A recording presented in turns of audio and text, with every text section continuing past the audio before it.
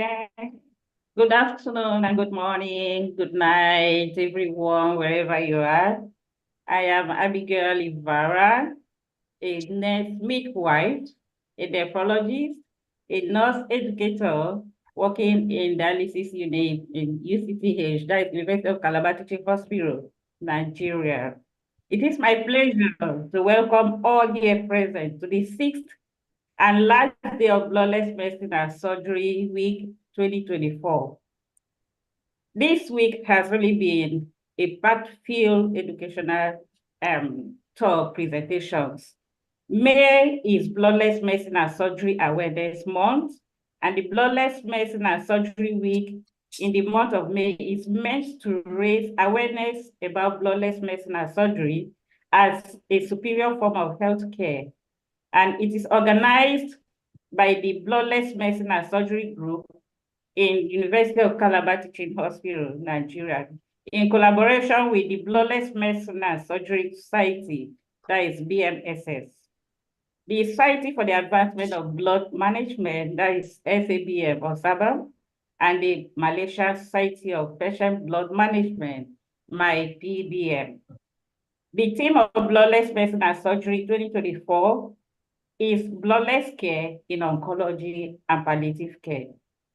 I have with me here my co-moderator, Dr. David Jawin, a president, Columbia and healthcare analyst in Corporation, United States of America and Canada. Please, Dave, the floor.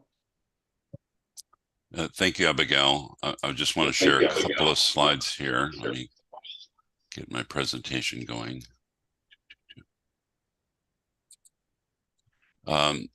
Can everyone see my screen? I just want to offer a welcome. Let's see, maybe I didn't share it.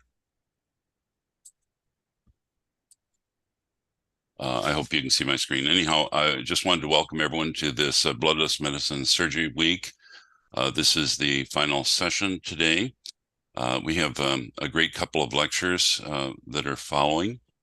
And I wanted to just say that the first presentation will be on bloodless care and uro-oncology by Dr. Oluwatomi Odutola Oyowa. The second talk will be today on blood salvage and oncology, facts versus myths by Dr. Jonathan Waters.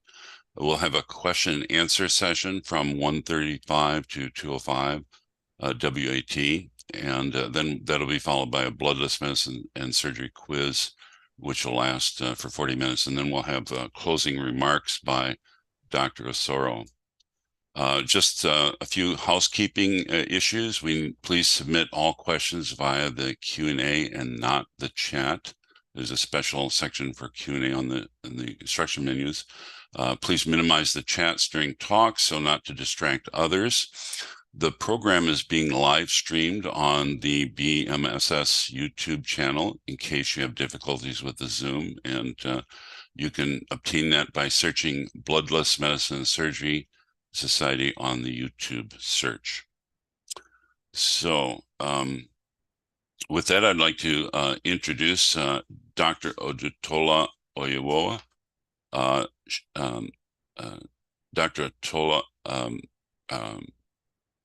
received her foundational medical education at the Olabisi Onabanjo University, Ego Hawaii, where she earned her Bachelor's of Medicine and Surgery degree. Her postgraduate surgical training began at Babcock University Teaching Hospital, subsequently at the Lagos State University Teaching Hospital, and went on to complete her junior residency and specialty training in urologic surgery at the University of Benin Teaching Hospital, and earned her fellowship of the West African College of Surgeons. She is an associate fellow of the National Postgraduate Medical College. She has been a life member of BMSS and has been providing bloodless medicine surgery services since 2018. Currently, Dr. Odutola Oyowa serves as the consultant urologic surgeon at the General Hospital in Ikorodu, where she manages a wide array of urologic conditions, including general urology, andrological, reconstructive, and oncologic urologic surgeons. With that, please give a warm welcome to Dr. Otola Oyowo.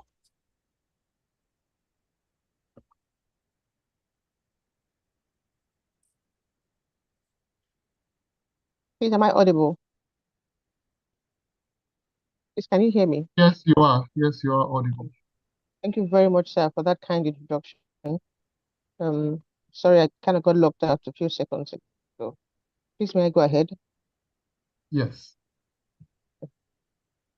Good afternoon, good morning, everyone, once again. I'll be talking about bloodless care in uro-oncology today, and I'll be using the following outline. Mention the spectrum of Sorry, you can't see your slides. what? Yeah. What kind of sick is she? Can you hear me now, or can you see the slides now? Sorry. We can hear you, but we not the slides yet. Still not seeing the slides. Come up here and test today or tomorrow.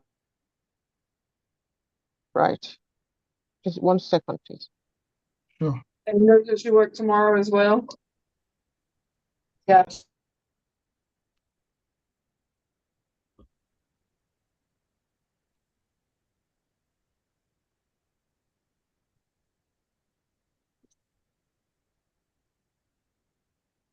Are they up now? Yes. Your slide is on now. So you need to go to the title page. All right. So good afternoon once again. I'll be talking about bloodless care in uro-oncology, and I will be using the following outline. I'll be mentioning the spectrum of uro-oncology surgeries and other causes of anemia in this subset of patients. Briefly talk about the pillars of bloodless surgery, and then dwell on the principles of management of bloodless care in urology.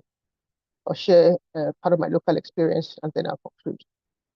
Now, cancer in the uro-oncologic patients and its treatment do often put a strain on patients' blood supply, from multiple causes: nutritional, renal impairment from obstructive uropathy, internal bleeding from a tumor, a bleeding renal tumor, a bleeding bladder tumor, a bleeding prostate CA, or even when they spread to the host bone marrow. These are all sources of anemia in the uro-oncologic patient.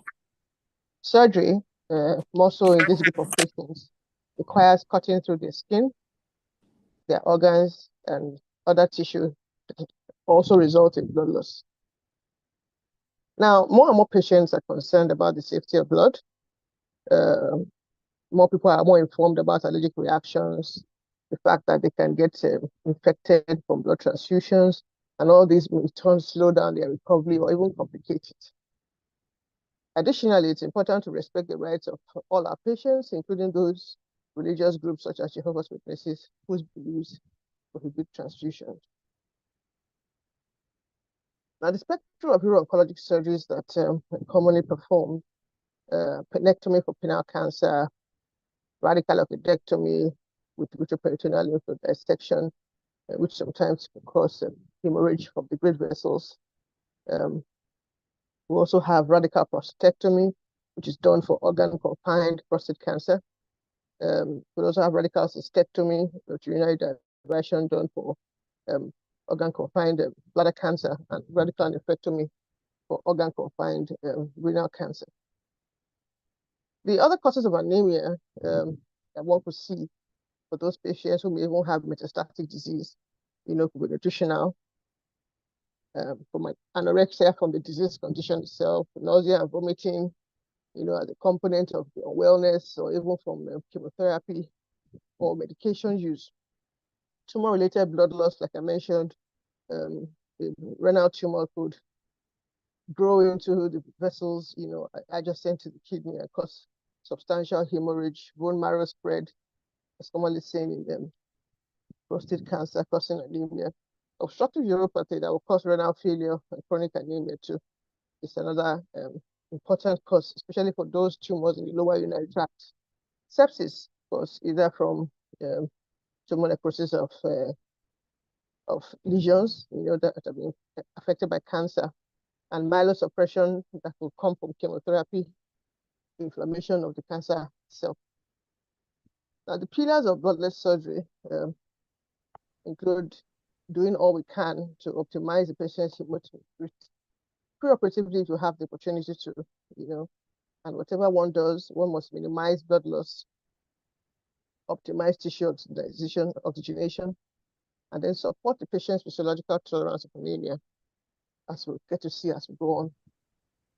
Now, the principles here are what guide individualized patient management. When you have a patient who has a historical diagnosis of a tumor, and naturally the trend is to take a history, get a physical examination done, do some confirmatory investigations to get a histological diagnosis where you can, maybe except with renal cell cancer. We don't routinely do renal biopsies to confirm renal cancer. And then you stage the disease, get a histologic grade, and then you can now prognosticate and define goals of management with each patient based on the stage of disease as diagnosis. So for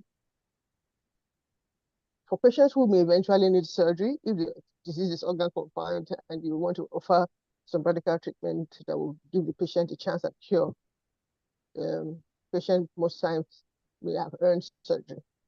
So blood loss and associated transfusion, can be expected in many complex urologic oncology procedures, such as radical cystectomy, radical prostatectomy, penectomy, as I mentioned earlier. So it's important that careful patient evaluation and selection with a multidisciplinary approach is required for each patient to get each person the optimal outcome. The urologic oncology patient that refuses blood transfusion does present challenges in perioperative blood management. Therefore, a multidisciplinary approach involving the patient, his caregivers, in collaboration with the hematologists, anesthesiologists, nutritionists, the nephrologists, the oncologists, the nurses, and the urologists, using various techniques that are available in our local setting, are all employed in the perioperative phase, and also in metastatic disease where indicated, to minimize blood loss and also minimize any need for blood transfusion. So I'll be taking this preoperatively and then intraoperatively. So preoperatively, we carefully take a history, a medical history, physical examination, get histologic diagnosis, grade and stage the disease, and then we define our management goals with the multidisciplinary team involving the patient. And where it's applicable or where there's a chance to do so, we build up the hematocrit before elective surgery using erythropoietin and iron as indicated based on the baseline hemogram.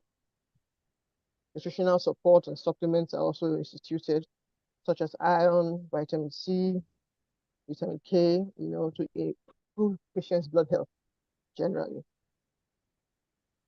We also need to search for infection and treat it. We employ microblood sampling now and reduce unnecessary frequent tests, timing, request of blood investigation to be close to the time of interpretation or need for intervention. And then if there are any hemodynamic instabilities, hypooxygenation, tachycardia, tachypnea, all those need to be looked out for and corrected before surgical intervention when the chance presents itself. And then we also have to look out for clotting disorders in these patients and ensure that there are no unrecognized clotting disorders, because these procedures usually are done around large blood vessels. So it's important that the patient be optimized in a wholesome manner. For those patients who may be on anticoagulants, it's important to find out and then carefully switch to what will be safe in the perioperative period. Intraoperatively, there's a wide armamentarium of things that can be done, instruments that can be employed to make the procedures safe for the patient. First of all, if a procedure can be done without the open approach, that's what one should offer the patient and refer the patient appropriately to where he can access minimally invasive techniques to do his surgical procedure. So where transurethral resection of the bladder tumor can be done, the patient should be given that option. For those who can have laparoscopic or robotic radical prostatectomy, same thing, laparoscopic radical nephrectomy should also be given the chance to access that form of care. Hypotensive anesthesia, as we've learned during the week, use of volume expanders, excuse me, please, and oxygen carriers intraoperatively. Hypothermia, where indicated, prompt and appropriate suture ligation techniques, use of tourniquet, where indicated, and appropriate patient position are all things that can be employed intraoperatively to limit blood loss. And then the judicious use of diathermy, lasers, sun scalpels to control bleeding intraoperatively. Also, things, use of tranexamic acid, intranasal supplementary oxygen, careful and gentle tissue dissection, use of clotting factor injections, infusions, or topical agents that will help stop bleeding from oozing sites, for example, and promote clotting at surgery are all things that can be done.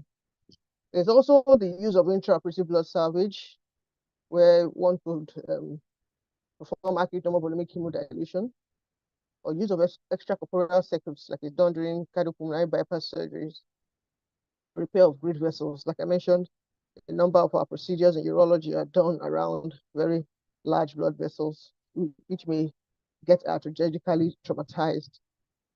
And then it's very important to promptly recognize and control source of bleeding at surgery to ensure hemostasis is secured and maintained before closing the patient up, and then the use of drains where applicable to ensure that there's no reactionary hemorrhage, when the blood pressure is returned back to normal after surgery and patient is out of the OR.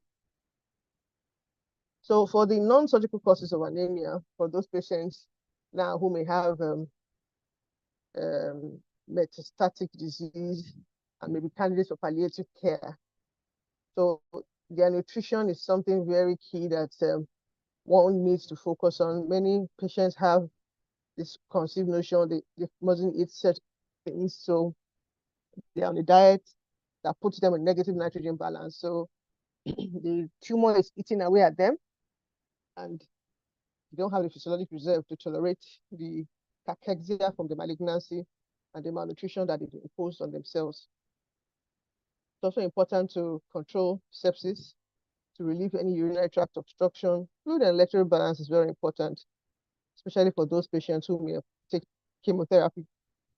And then control of any comorbidities the patient may have, diabetes, hypertension, employment or administration of hematinics, erythropoietin, and iron use. And then instead of doing radical surgery for some times, there's some great stages of disease that hormonal therapy or immunotherapy are indicated, and those should be offered to the patient to control the tumor. Locally, I've had a number of patients who have managed without blood transfusion. I'll talk about a few of them. There's there's Mr. NT, who was clinically diagnosed with metastatic prostate cancer, stage T3, N1, M1B. So the tumor had spread to his spine and his left humerus. Now, I mentioned clinically diagnosed because this patient, for example, presented to me with renal failure. He came in renal failure from obstructive uropathy. The tumor had early obstructed both ureteric orifices, giving him chronic hydroureteronephrosis that damaged his kidneys. He came in with an eGFR of 20 and PCV of 24, but he was septic at that time. We couldn't do a prostate biopsy, so we asked for an MRI, which was reported as a PIRADS 5. And because he was too unwell to have a confirmatory prostate biopsy at that time, in principle, I discussed with the patient and his nephrologist after several sessions of hemodialysis to manage based on the overwhelming clinical evidence we have. as prostate cancer, and was put on erythropoietin, put on IV iron. He had IV antibiotics. He had nephrostomy tubes put in both the kidneys, and then he came out of renal failure. The eGFR now is hanging steady somewhere around 18. I will call it a steady state PCV now of about 20. And he seems to be tolerating that chronic anemia. Efforts to build it up, have been one step forward, two step backward. He doesn't seem to manage the tubes very well. They keep falling out, so the kidneys keep having intermittent obstruction. However, the gentleman is still with us, and he's due for another tube recession when I see him next at the clinic. The next patient is Mr.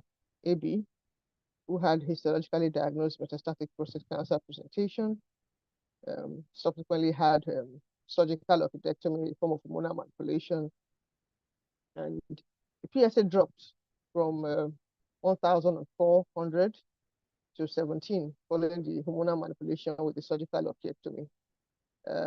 However, 3 months after his orchidectomy, he started having Malay. PCV check revealed the PCV of 18. Excuse me. And so I commenced him on iron, erythropoietin, and right now the PCV is back up to 26. However, he's been having these terrible bone pains, and so I've had to refer him to the radio oncologist here for some radiotherapy to at least improve his quality of life.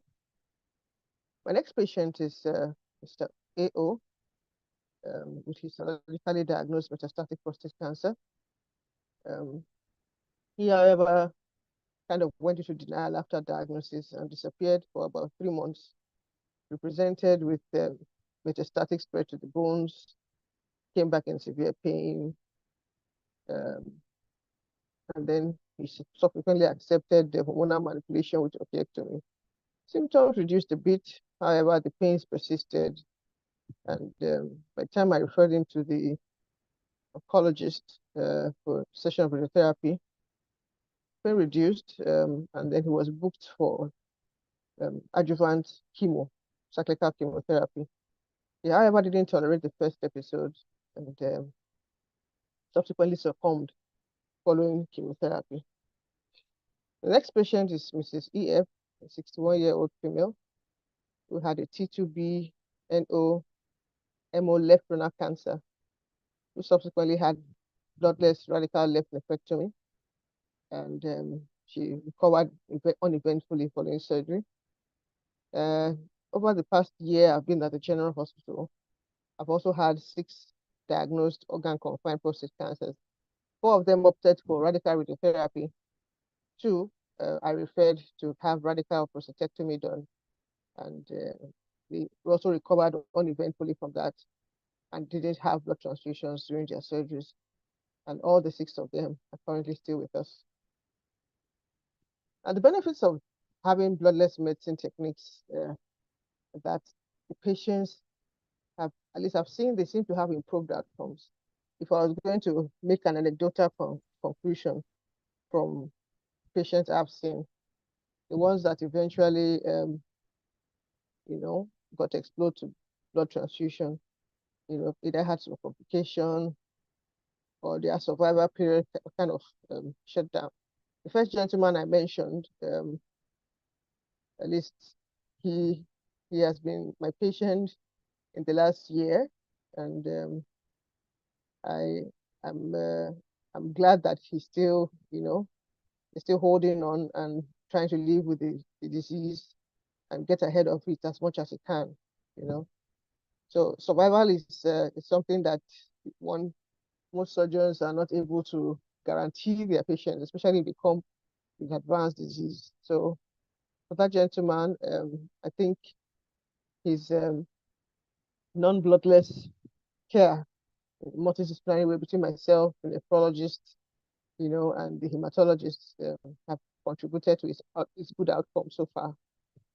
And most research show clearly that patients who have bloodless care They have fewer post-operative strokes, heart attacks, and other complications. There's no issue of blood transfusion reaction, and overall, they have more positive outcomes and experience from their treatment. There's also reduced infection rates, reaction rates, because when patients take blood, sometimes they develop a fever. They're not sure if it's from the disease process or from the blood transfusion or from malaria or something else in this environment. Okay, and for those who have allergic reactions, it leaves a bitter pill taste in their mouth afterwards. And then, of course, for those that can be having blood transfusion transmitted infections, which is not something any surgeon or hospital even wants to be associated with. It also saves time and money, also from the testament of some of the patients who spoke with us yesterday. The cost of getting a donor, screening the blood, administering the blood, is additional to the baseline cost of whatever care the patient has to deal with while in hospital. Okay, and it also increases longer hospital stays because after they are transfused, or they have to wait for about 48 hours for equilibration, and they're going to check, have they corrected the anemia, so to speak, And for those who have rare blood types, the wait to search for a suitable donor, also increases in-hospital stay time and cost. And of course, in war or civil unrest, or when there are natural disasters, blood actually may become inaccessible. And these patients, will still need medical and surgical care that we can still deliver with the principles of bloodless care that have been outlined. In conclusion, knowledge and the application of the pillars and principles of bloodless medical and surgical care, they are invaluable to the uro-oncology patients as it gives them better outcome. Additionally, as physicians, it's important we also respect the right of these patients who may refuse the use of blood, whether for religious reasons or choice or previous adverse reactions that they have had while delivering to them wholesome care. Thank you very much for your attention.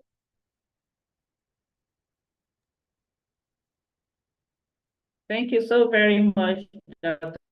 Tommy, for your nice, concise, explicit presentation and your local experiences. We appreciate you. Thank you so very much. It has now come to the time where we'll open our ears and listen to the last presentation for this week. And it's going to be handled by a professor with the team, Bloodless Salvage in Oncology, Facts versus Myths. So Dr. Jonathan Waters is going to handle this, but please permit me so that you listen to a brief bio of Dr. Jonathan Waters. Dr. Jonathan Waters is currently a professor in the departments of anesthesiology and bioengineering at the University of Pittsburgh, chief of the divisions of anesthesiology at Mary Women's Hospital of the University of Pittsburgh Medical Center, and a member of the McGraw-Hill Institute for Regenerative Medicine.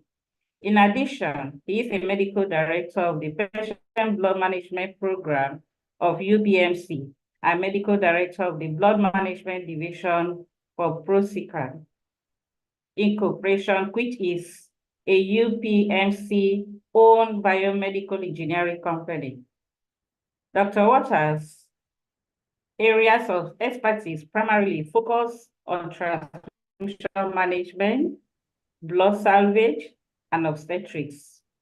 He has been federally funded to support investigation in these areas with over 150 peer-reviewed publications, 5 books, and topic of blood management, and a book on neurology disease in pregnancy. In addition to conducting research, he has served on the editorial board of the journal Transfusion and is currently serving as an associate editor. Dr. Waters is a past president of the Society for the Advancement of Patient Blood Management, that is SAPM. He served on the board of directors of the AABB between 2011 and 2015. He chaired the board management technical advisory panel for the Joint Commission from 2007 to 2016. Dr. Waters was the recipient of the 2023 Award of Excellence of the Bloodless Medicine and Surgery Society. I hereby present to you Dr. Jonathan Waters. Please, all ears are yours. Well, thank you for that introduction. Can you hear me? Very well. Okay. Nathaniel and I have been exchanging emails all week because I was scheduled to present this on Tuesday of this week. And unfortunately, I was caught up in operating room clinical care. And so we came to the idea that I should videotape my presentation, which I did, and tried to send it to Nathaniel. But because of the size, my university wouldn't let me transmit the presentation. It was 400 megabytes big, so it was a pretty sizable file. And so you see my picture in the bottom right-hand corner of the slide, and this is from the presentation that I made, that I embedded into the slides, and I can't figure out how to get rid of the presentation, given that now I'm doing this live. But anyway, I'm going to talk about bloodless care in oncology, and from my perspective as an anesthesiologist, this all has to do with autotransfusion, or what has been labeled cell salvage. So I live in the city of Pittsburgh, which is in the state of Pennsylvania, which I've highlighted here on a map of the United States. And I don't know, I think it's part of the presentation is working without me controlling it. But this is a picture of the city of Pittsburgh, which is sits at the confluence of the Allegheny and the Monongahela River. And right here, between our football stadium and our baseball stadium, is this plaque where the Jehovah's Witness Church was first created. And so because of the origins of the church, we take care of a very large number of bloodless patients at our hospital system. In fact, we take care of about 1,600 a year that come through our doors. And this is happening automatically for some reason. I apologize for that. But at any rate, autotransfusion comes in many forms. These are some of the pieces of equipment that you can use. And this group of devices do batch processing, meaning that there are batches of blood that are processed where the blood is collected, concentrated, washed, and given back to the patient, whereas the Fresenius CATS does it in a continuous pattern of processing. And the CATS has used this marketing, or rather the idea that their device processes continuously as a way of marketing their device to bloodless patients. And I've had many conversations with the leadership at the Watchtower, and this is not necessary from their perspective. So the big question that hopefully we can get to some understanding of is, does this collection of shed surgical blood concentrate tumor cells, which could lead to massive disseminated metastasis? And this concept or idea arose from this case, a single case report that was published in JAMA back in the 1970s, where they reported on a 52-year-old individual who presented with lung cancer and it was a stage 4 lung cancer. At any rate, he underwent surgery, had blood processed and reinfused, and died three weeks later. And it was blamed on the autotransfusion, creating the massive disseminated metastasis that he experienced. Now, question is do you base practice on a single case report? And I personally do not. I like to look at larger scale studies than single case reports.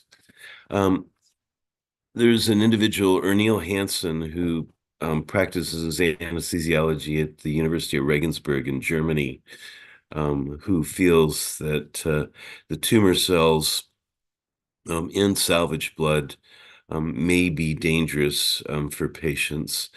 And he did this work where he looked at multiple different tumor types and the blood that was collected from the surgical field, and found that he could find tumor cells in the shed blood in concentrations that ranged from 10 to 10 to the sixth. One of the interesting things that he also found was that 26% of these patients had circulating tumor cells already in their circulation. So the question really arises is what is the difference between the tumor cells that are in the autotransfused shed blood versus the tumor cells that are already circulating in the patient. So now one of the things that I advocate is the use of filtration to remove the tumor cells. And this is a leukocyte depletion filter that can be used for this purpose. This particular filter works by using a depth or multiple layers. This is really frustrating. The slides are moving on their own. Anyway, it's a depth filter, and there's a couple of different biological filters that we have or encounter in the surgical world. One of them is a screen filter, which you would find in a autotransfusion blood collection reservoir. It's also the cardiotomy reservoir that's used in cardiac surgery. And this is what a screen filter looks like under magnification. It basically looks like a window screen where you have holes that anything larger than the hole will not pass through the filter material, whereas anything smaller will. Now we have the leukocyte depletion filter is actually a depth filter, and this filter works through a depth or multiple layers of polyethylene fibers that basically the red cells have to transit as they move through this filter. And this is a slide that shows you how the filter material changes as the blood flows through the filter material. So the picture on the left shows the density of the polyethylene when the blood first enters the filter, and then the shot on the right shows how the density of the polyethylene fibers changes. So these filters work through two mechanisms. One is the dictated by the pore size, as does the screen filter, but there's also adhesion that takes place to the polyethylene fibers that's driven by the surface charge of the red cell. And blood cells or red cells have different surface charges than the other cells in our bodies. The red cells are designed not to stick to each other, whereas all of our other cells are designed to stick together. So there's been a whole bunch of studies that have looked at whether or not these leukocyte depletion filters remove tumor cells. And this is 4 of those studies where they showed complete removal of the tumor cells. And so the question comes down to whether or not this is good enough. And Ernil Hansen, who is shown here, placing a unit of blood in an irradiator believes that the leukocyte depletion filtration is not good enough. Now, and he believes that irradiation to the point of 50 gray of radiation is necessary to kill all tumor cells within a unit of salvaged blood. Now, and this is kind of a summary of what he believes, is that in the studies that I presented earlier, that the sensitivity of the leukocyte depletion studies looking at the effectiveness of removal of the tumor cell, they were not precise enough to detect tumor cells. And he believes that there is a 4 to 5 log reduction in tumor cell lines from the leukocyte depletion filters, but he feels that it needs to be more of a 9-fold reduction or 9 log reduction in tumor cells. So the question really, I think, boils down to what is the outcomes? What do the outcome studies show? And I started questioning the avoidance of autotransfusion devices when I was at the Naval Hospital in San Diego, where we had a practice of collecting blood from prostatectomies. And at the time, prostatectomies were major blood loss procedures. We used to lose 2,000 to 3,000 mLs of blood routinely in these surgical procedures. And so we would do autotransfusion, and our practice was to run the blood through one of these leukocyte depletion filters. But then in 1990, we had a brand new technician who was running our equipment, who didn't know that we were using leukocyte depletion filters. And so for 34 patients, their blood was retransfused without a leukocyte depletion filter. And nothing seemed to really happen to them. We did a look back 10 years later at what had happened or what was the outcome for these 34 patients. And 10 years later, 32 of the 34 patients were still alive. And the 2 that did die died from cardiac causes unrelated to their prostatectomy and the surgery that they were undergoing. So there's other studies other than my single case report. This is a study that compared cell salvage in, again, prostatectomy, where the alternative to autotransfusion or cell salvage was preoperative autologous donation. And then there was a third group that received no transfusion. And what you can see is that the follow-up period of time was about 3.5 years. And the recurrence rates for the 3 groups actually showed that the patients that received no blood had higher recurrence rates than the patients that received their own blood via either salvage or via preoperative autologous donation.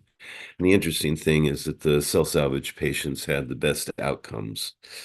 Other studies.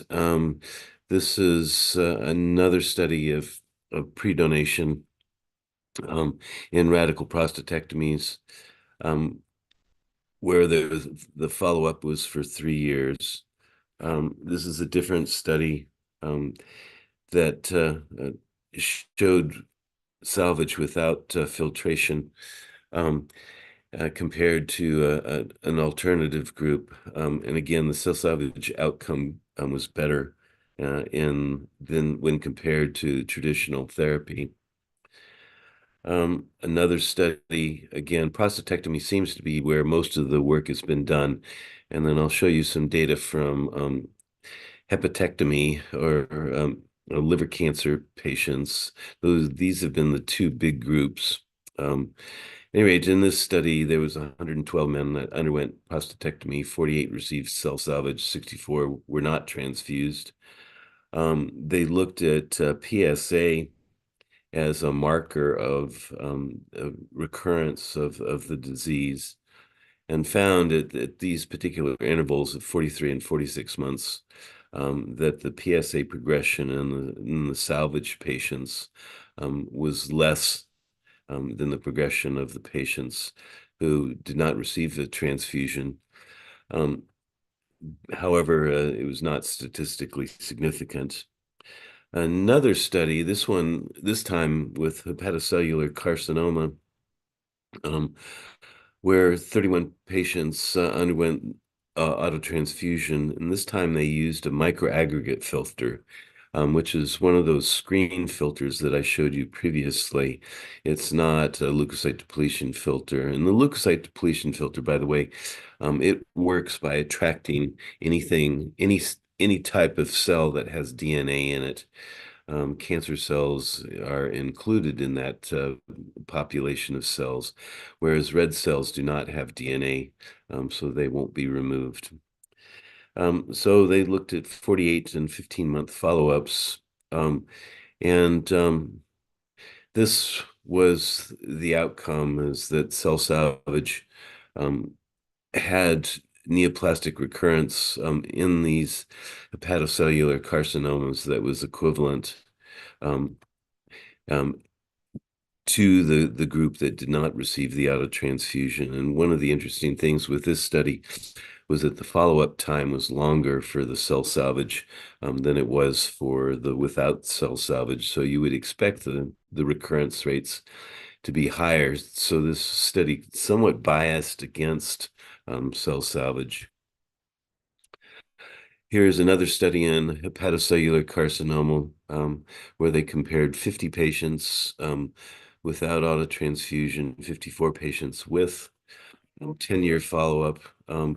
And they split it out into the stages of presentation, whether or not they were stage 1, 2, 3, or 4. And what you can see here is the group 1, which is the autotransfusion group with normovolemic hemodilution, at least in the patients with stage 1 and stage 2 cancers, the outcome was better after 10 years. However, this survival advantage disappeared when their cancers were more advanced, meaning stage 3s and 4s. This is another study that was published where, again, in patients undergoing radical prostatectomy, the overall survival rate was equivalent between the populations. So a number of years ago, 2012 to be precise, I collected all of these case reports and pooled the data from these studies. And what we found was that there was a slight survival advantage when autotransfusion was used when compared to traditional therapies, meaning transfusion of allogeneic blood. So there is no evidence in the available data to suggest that patients are going to blossom with metastasis when autotransfusion is used. And I think part of this relates to a misunderstanding of cancer biology. And this is some work that recognized or at least published the fact that circulating cancer cells occur in early stages of cancer. And this was recognized back in 1869, which I find to be amazing. But there have been multiple investigators that have demonstrated that cancer cells circulate in the circulation. And it doesn't seem like they have much prognostic significance. But to test this idea, this individual, Chester Southam, who was he was the vice president of the American Medical Association at the time of this study. But he took prisoners and demented patients and injected cancer cells directly into their circulation to look at whether or not they would blossom. into diffuse metastatic disease. And what he found is that they didn't. There was no relationship between the injection of these cancer cells and any subsequent cancer that arose in these prisoners and these demented patients. Chester Southam was ultimately disbarred from the American Medical Association because of these studies and the lack of ethical standards which were associated with this study. But it is quite telling that the mere fact of injecting cancer cells into circulation does not lead to subsequent cancers. So if you apply that to autotransfusion, it should make you skeptical that this is an issue. So one of the things that has been discovered with increasing understanding of cancer biology is that circulating cancer cells and subsequent metastasis, the whole process is extremely inefficient. Most micrometastases actually go out, get extravasated into the subsequent or the tissues around the blood vessel, and they just die. And they don't really generate micrometastasis or small growths of cancer cells. And in fact, these two studies that looked at men in their 40s and women in their 40s found circulating cancer cells in a high percentage of these patients, and with the idea that these circulating cancer cells basically go on to suffer from apoptosis or cell death without causing a cancer. And so this is an individual that I heard, Jacqueline Bissell, at a meeting, and she's a fairly prominent cancer biologist that you can go on to into the TED Talks and find her give a presentation about other controlling factors that lead to cancer growth. And she believes that there is signaling that takes place from the extracellular matrix that is important for malignant cell growth. And she's primarily studied breast cancer, and in concluding that it requires this extracellular matrix to signal to these cancer cells to grow. There's also a theory of seed and soil, meaning that you have to have a seed, but you also have to have a soil that favors progression of these cancer cells. And it requires basically a vascular structure associated with that cancer cell for it to actually grow. And so there are angiogenic stimuli, and then you have the opposite, which is apoptosis or cell death. That you have to have the angiogenic stimuli to get the cancer cells to grow. So many of the cancer chemotherapeutic agents are aimed at basically blocking the vascular structure. And this particular slide just shows you what that looks like, is where you have a cancer cell, and it's necessary to have the blood circulation grow into any tumor cell in order for it to grow. So again, you have anti-angiogenic drugs that have been designed to try to prevent that growth. So these are some of the regulators of angiogenesis. There's negative and positive regulators, and it's interesting that some of these positive regulators are actually found in higher concentrations in allogeneic blood that's been stored, and which may account for why we see higher rates of cancer growth in patients that have been transfused with allogeneic blood, is that they have these positive regulators.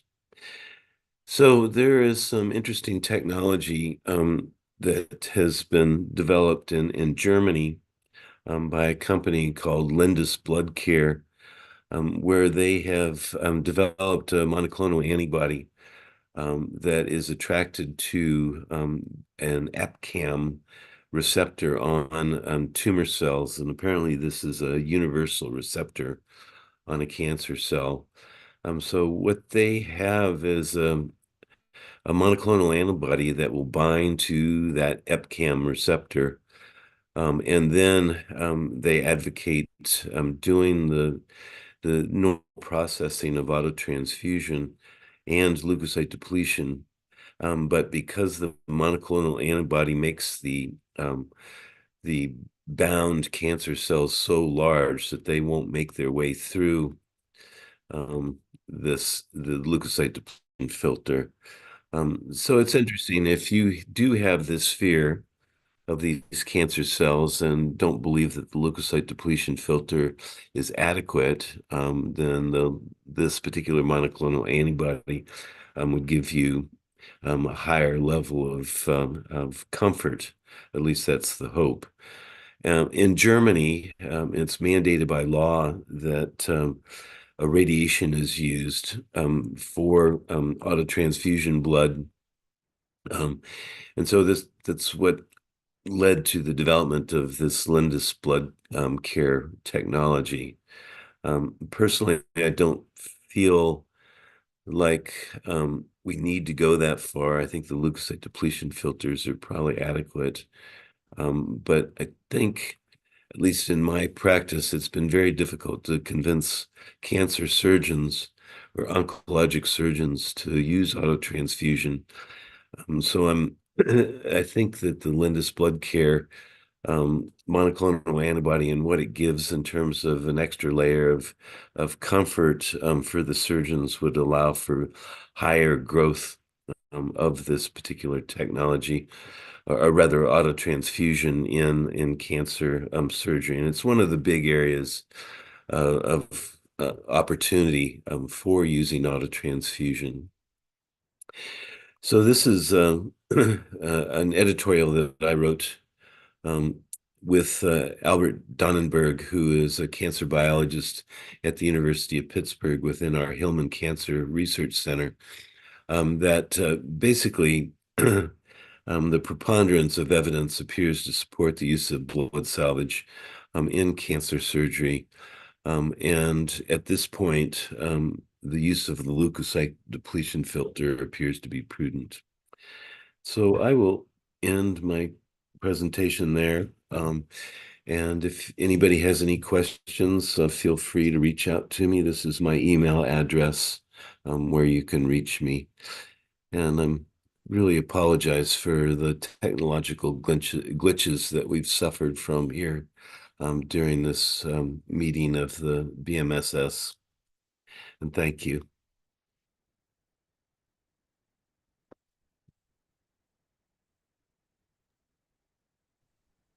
Well, thank you, Dr. Waters and Dr. Dutola Oyuwo, for your fine presentations. We finished a little bit early. There have been a few questions, but I will start to read some of those. I think some of them have been answered. If you have questions, please put them in the Q&A comment and not in the chat box.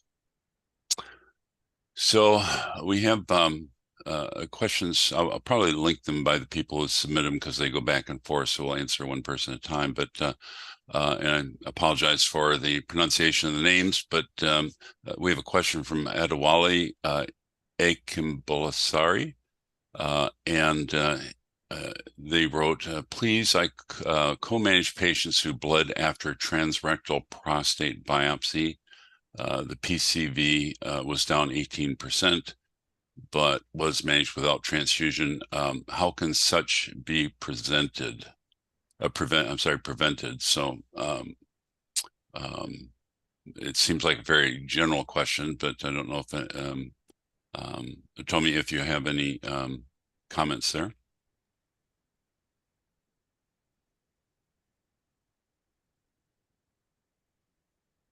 Are you muted? She is. Yep. or there.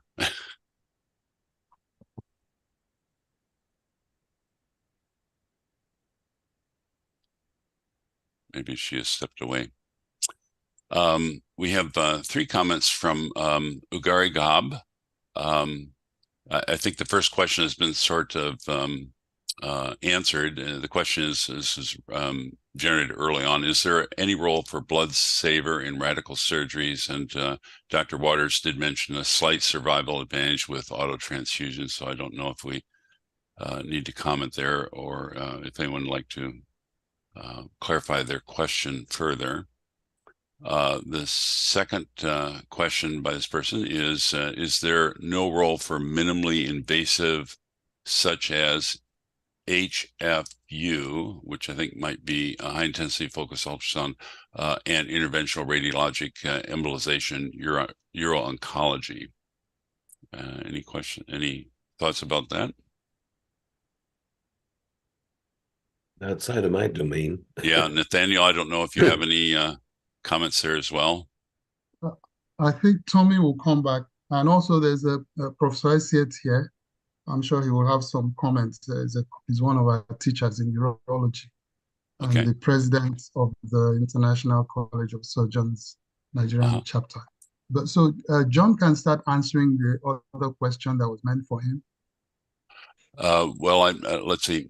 The first question, I think there wasn't, as far as is there a role for blood saver in radical surgeries? I think that's sort of been answered, and he did mention there's a slight survival advantage. So I think there would be a role. Is that correct? Yeah, I mean, there's no data that suggests that outcomes are worsened through the use of autotransfusion or blood salvage, whatever you choose to call it. The alternative, which is going to the blood bank, seems to worsen outcomes. So with a slight survival advantage, I think we take every opportunity we can to get better results for our patients. And so, yeah, there is a role. Yep. Okay.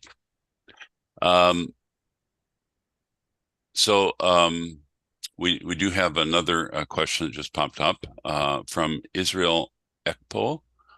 Why is it that most of the cancer patients are not told how long they can be alive, even when their cancer is at advanced stage? Is it medically wrong to tell the patient that the cancer can end their life in a few years or months? I recently lost my faculty officer to breast cancer. We spoke on Wednesday night, but she died on Thursday night, despite her optimistic belief that she will survive. So it seems like sort of an ethical management question. It seems to be, I mean, it's hard to predict how long someone can be alive, but does anyone have any thoughts about that? It certainly is an ethical question, and I think it varies depending upon the culture, how much physicians disclose to their patients. And, I mean, in the United States, we feel ethically compelled to discuss the outcomes for the patients. And so I don't know if that's different in other parts of the world. I do know that it's different in some of the Asian countries. But Nathaniel, he popped in there for a moment. I assume he has something to say about it.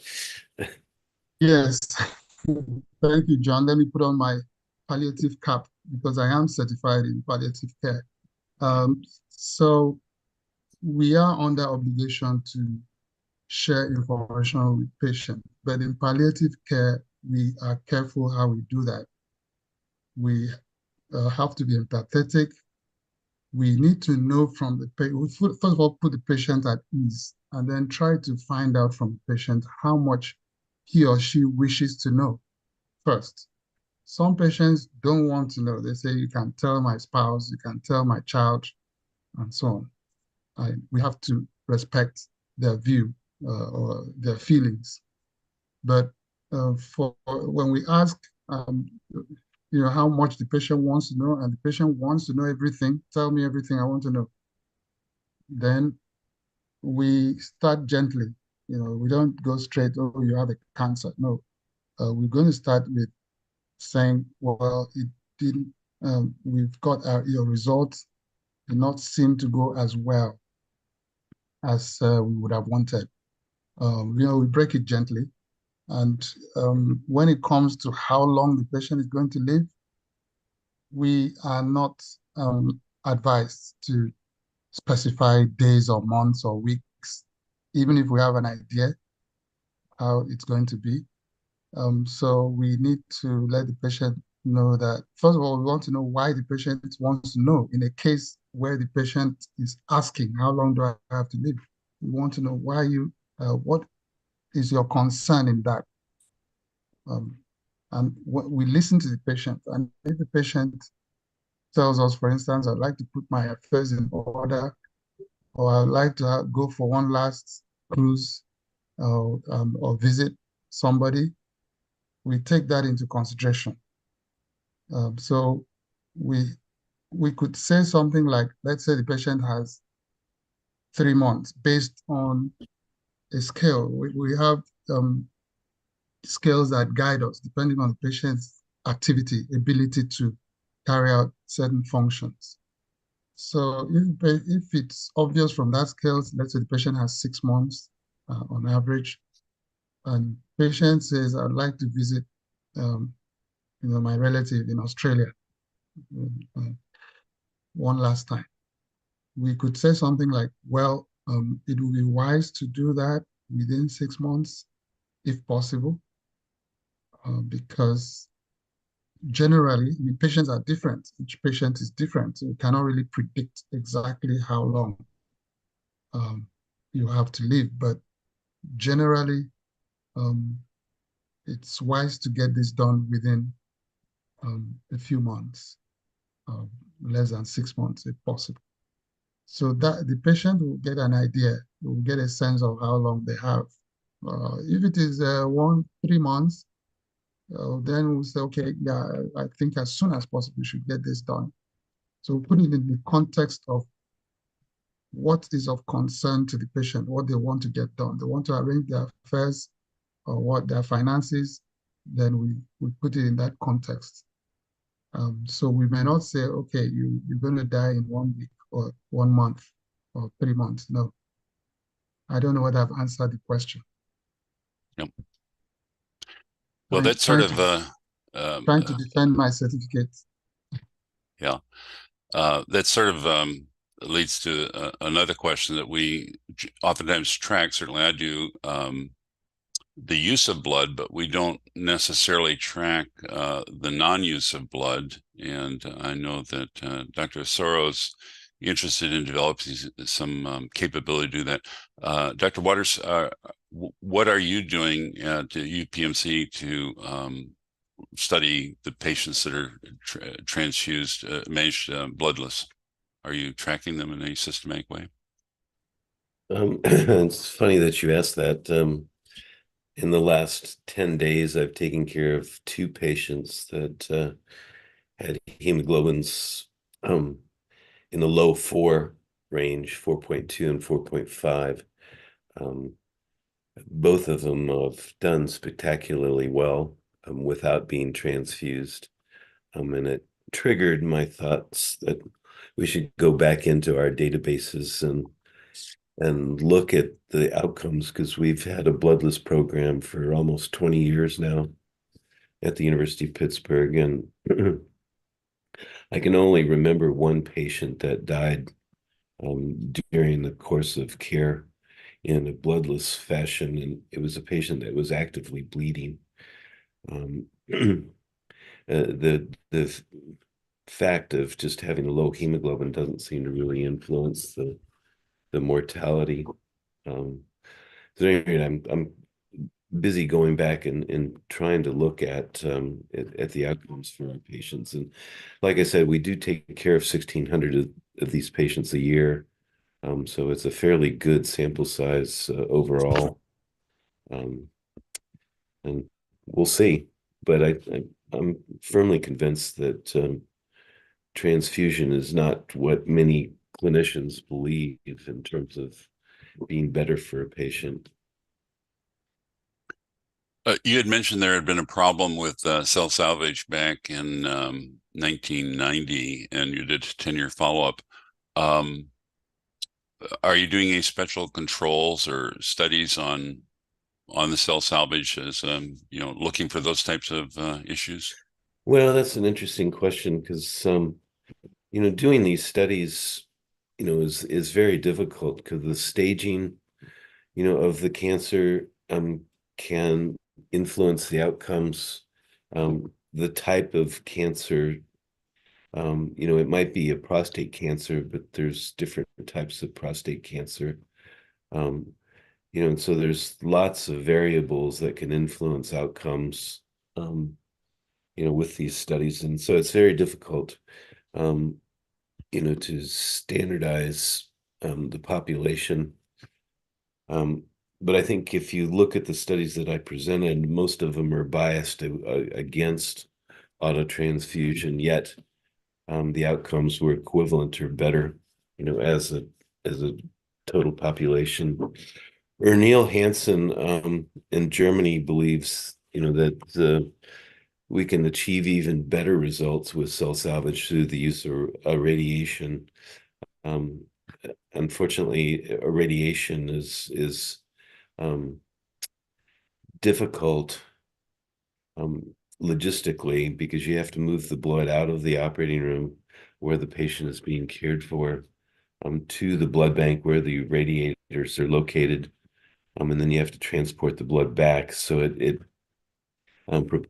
poses a hazard of a major ABO compatibility problem if you get that blood to the wrong patient. But I think overall, all the data that I've seen seems to point towards better outcomes with autotransfusion when compared to the standard of care, which, given the number of cancer operations in the United States, presents itself as a huge opportunity for growth of this technology.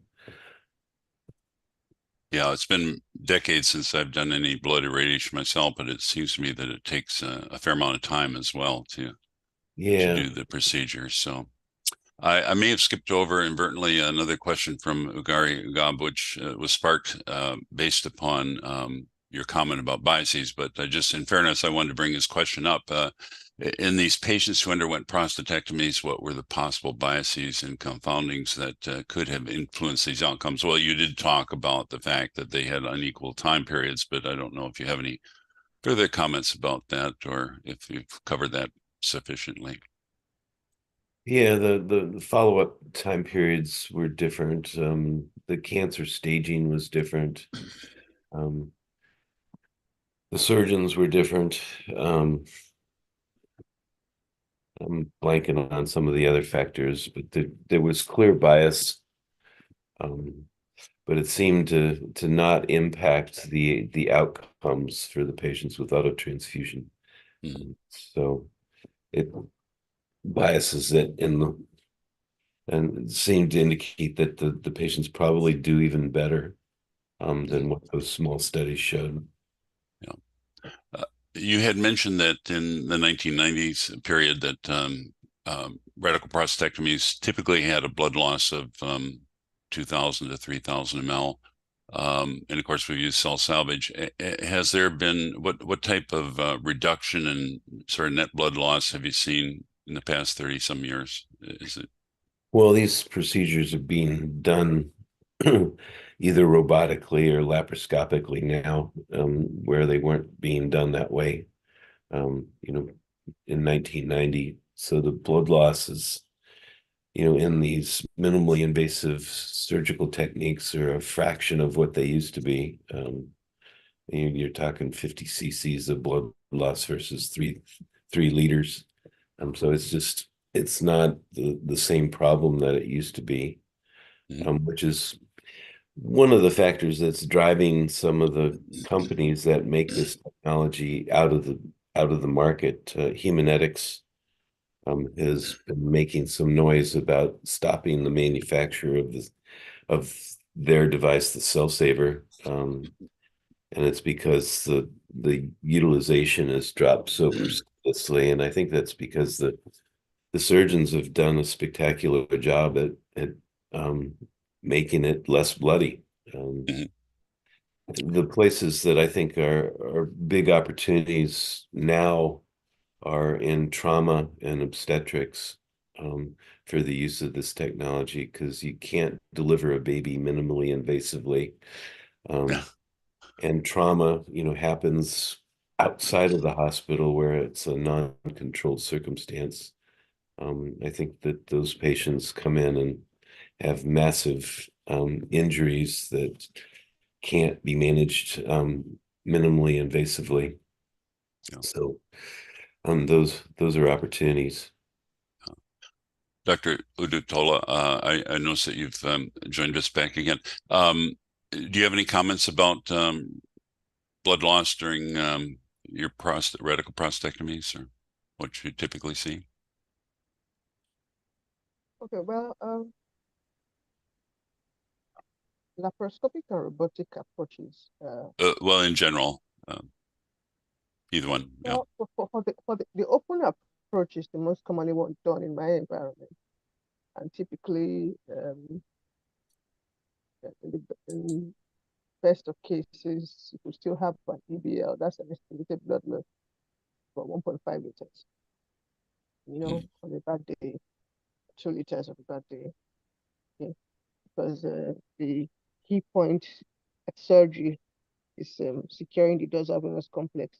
And if one is unable to do that promptly and efficiently, the patient kind of loses so much blood at that time, and the unavailability of cell salvage in our environment, puts the patient at the consequence of that significant amount of acute blood loss. So the interventions to prevent that lie a lot on the side of the surgeon, because you have to be meticulous about the dissection. You're promptly, getting source control of any bleeders to reduce what is lost, because once it's lost, the patient who doesn't want transfusion, doesn't have any backup for that, as it were.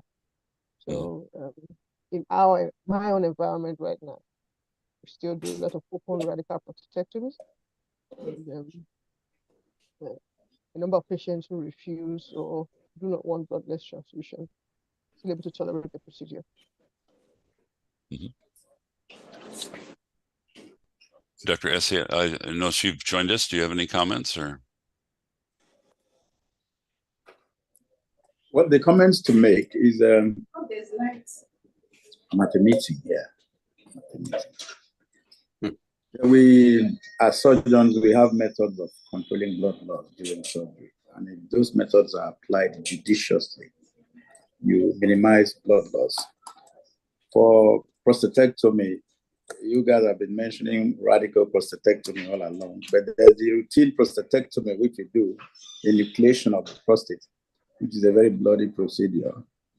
Like the last speaker just said, you have to apply those methods and techniques judiciously, and use pressure when it is needed. For example, in very low resource settings, we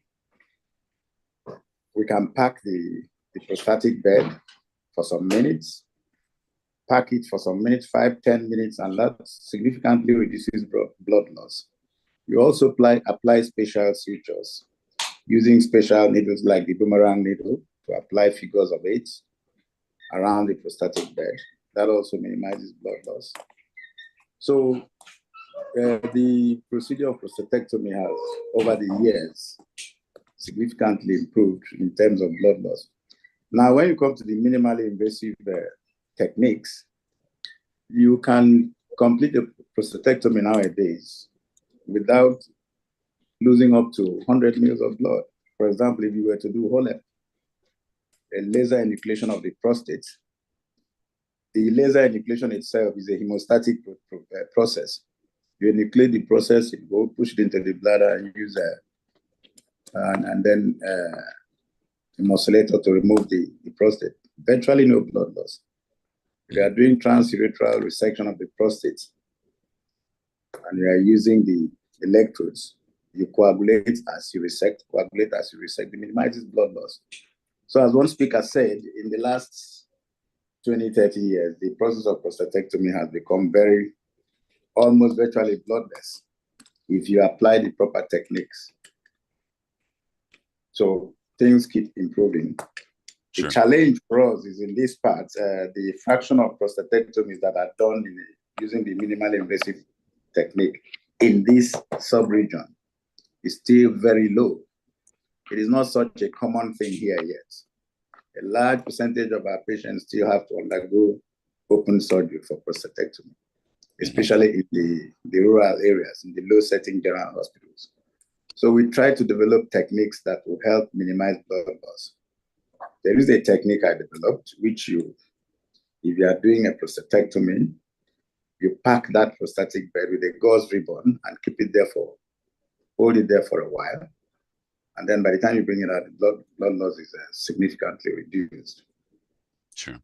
So summary is to apply the surgical techniques for hemostatic control, for hemostasis properly.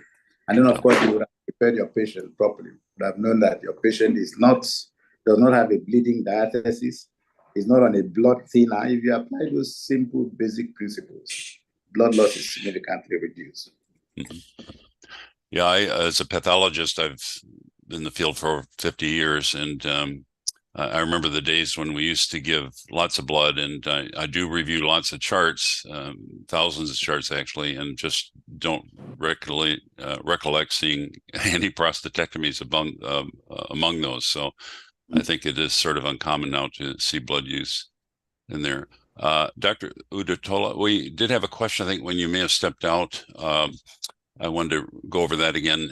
It was from Ugari Gab, and I hope I'm pronouncing the name correctly, but is there no role for minimally invasive, such as HFU, which I think is probably high intensity focused ultrasound, and interventional radiologic embolization in uro-oncology? Do either of you have comments about that? Yes, thank you. So sorry I was away briefly. Yes, there's a role for that in renal cancers and bladder tumors. The HIFU, yes, is one of the minimally invasive means applicable, and also interventional radiology, where you have angioembolization for bleeding renal tumors for patients who are unfit for surgical management, or who may have metastatic disease. So it sometimes can be used in a neoadjuvant fashion, where the intervention is done before the tumor may then be removed at a later date, when it's less hemorrhagic and safer to attempt surgical intervention. Thank you for that addition. Sure. Any other comments? Yeah, there is a role for that for high intensity focused ultrasound, HIFU, in all this surgery.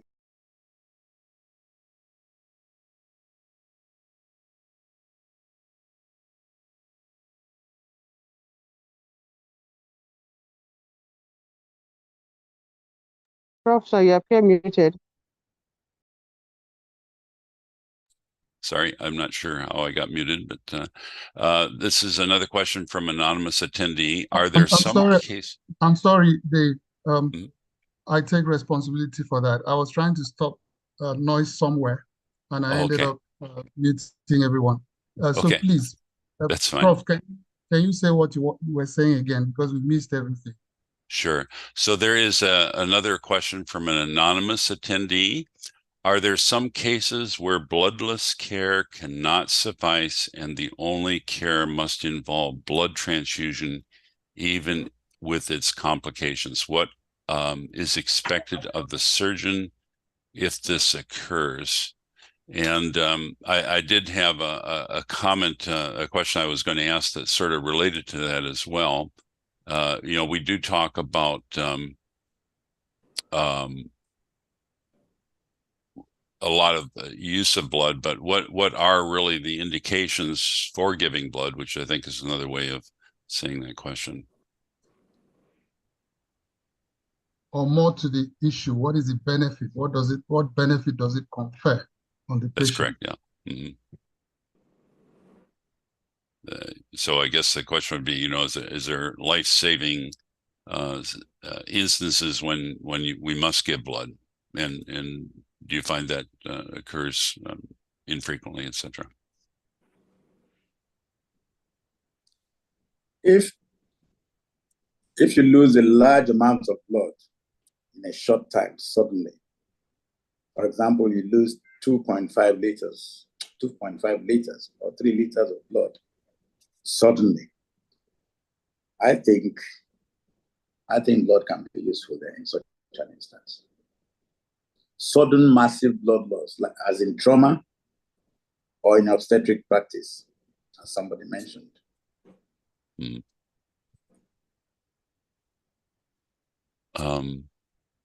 I think so far that's the questions we have, and I've come, I've thought of some, but I think there are a couple of other questions we might go back to circulate again if there are no other questions about this.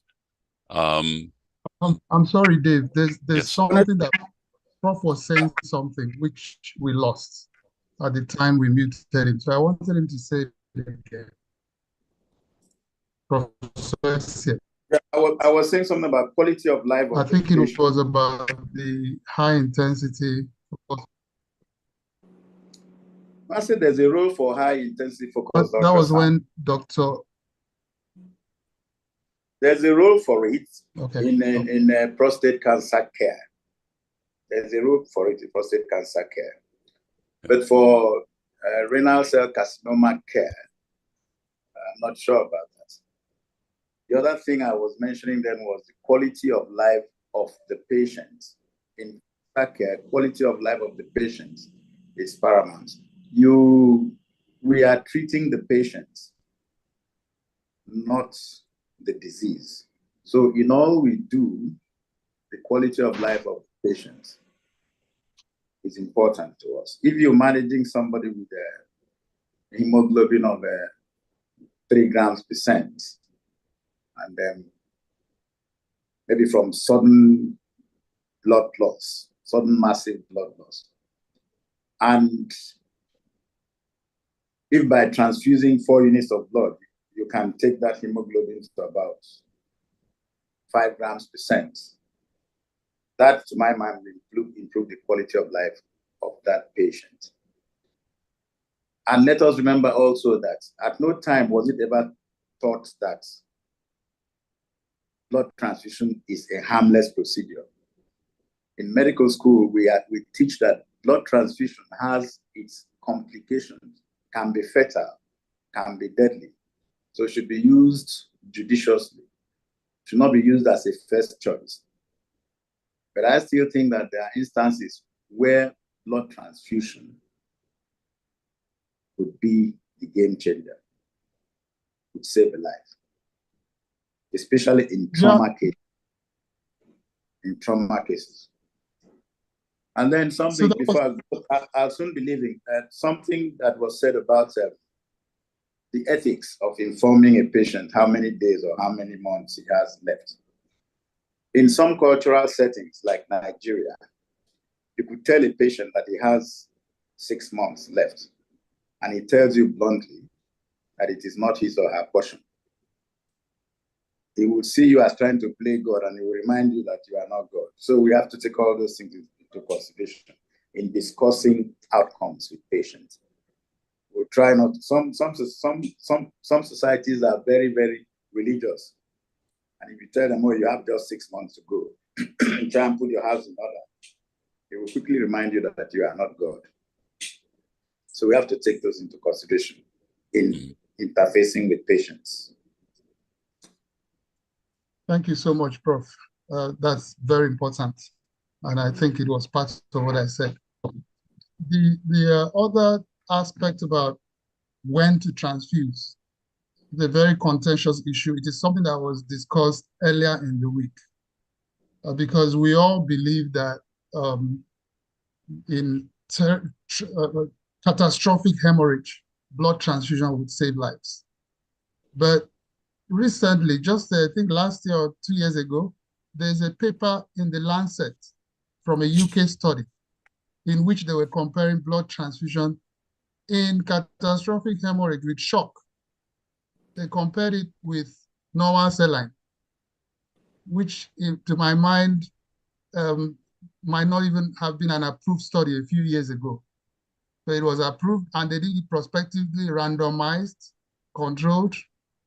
And at the end of the study, the conclusion was that blood transfusion is not superior. They were not saying something new, actually. They were older studies, but they were like either cohort studies, they were not randomized. But in this case, they actually took time to randomize it. And then just about in the past couple of years also, the issue of what the blood transfusion actually does to the patient came up. That is the efficacy. And nobody has been able to demonstrate what it does except to cause hypoxia. That one is demonstrated. Now, regarding that study in which they compared normal saline with blood transfusion, I am thinking at the back of my mind that probably they wanted to prove that blood transfusion. Oops, we lost you. Hello? Can you hear me now? Yes, now In we can. bloodless surgery, we wouldn't just use normal saline. We wouldn't use normal saline only for a patient that is in shock because we're likely to cause overload, hypernatremia, hyperchloremia, acidosis, and probably very bad mortality. So I'm even thinking maybe the people who designed that study were out to prove that blood transfusion is beneficial and ended up proving that there's no superiority.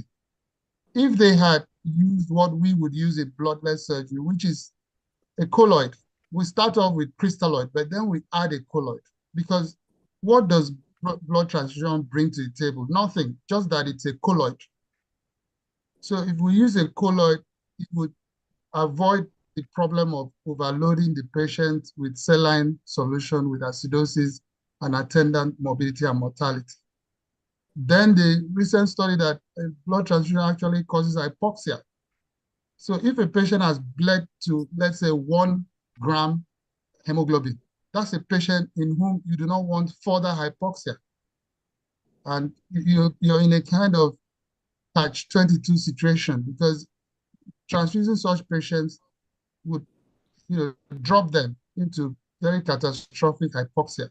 Whereas the bloodless techniques with administration, restoring the hemodynamic circulation, stopping the bleeding, giving oxygen, raising the hemoglobin with iron and EPO, we actually have a number of patients that have survived with hemoglobin of 1 in our poor, low-resource setting. I am sure in better settings, Dr. Waters may have many patients that have survived, but how many patients survive that low hemoglobin with transfusion? You check in the literature, you won't find lots of them. So that is the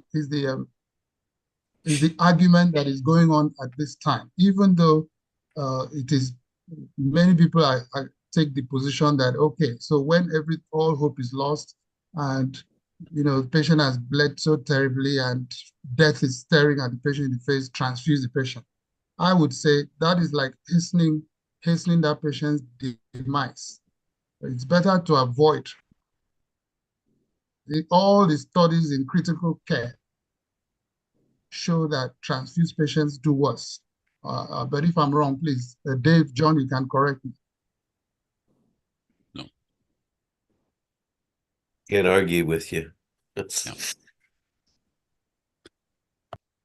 I do have a comment about the term bloodless surgery, though. It somewhat puts into my mind the fact that they got through the procedure and didn't give blood. And the reason I bring this up is I do review a lot of cases And for the most part, I find that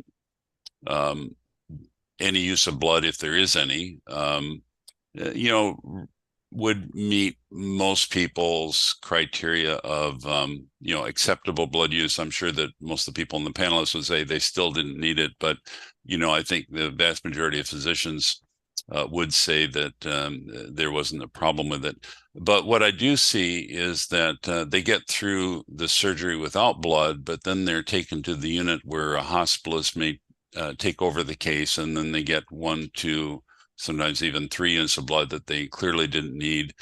Perhaps they didn't have appropriate anemia workup before hospitalization. Somehow they got through the surgery without needing blood, but then when they got into the unit, they were given blood. I've heard of at least a couple of cardiovascular surgeons that told me they went meticulously through procedures to avoid the use of blood, and then when they came to the unit the next morning, you know, the patients have been transfused, much to their chagrin. So I'm just curious, in Nigeria, are you involved with the care all the way through, or does that get handed over to intensivists, first of all? And secondly, do you think the term bloodless surgery is perhaps the best term? Maybe it should be bloodless surgical care or something like that.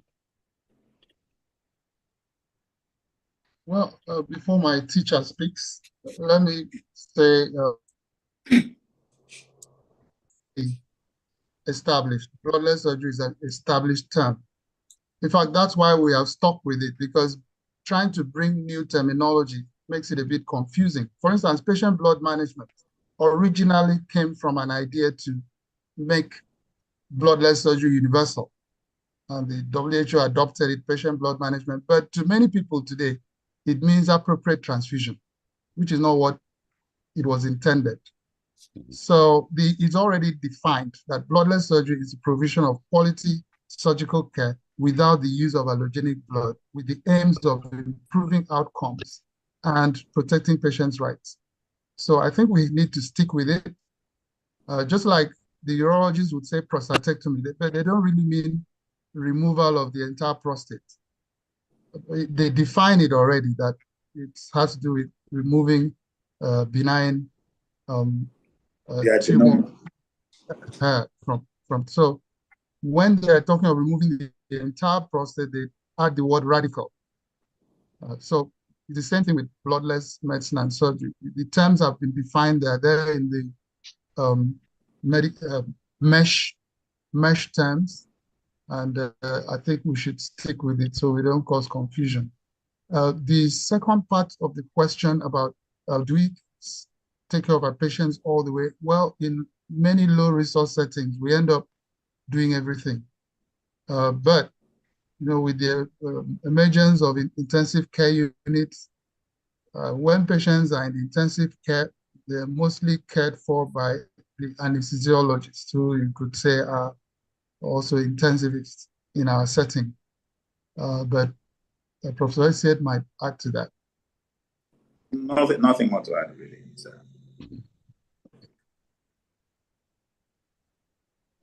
Another question is, so go ahead.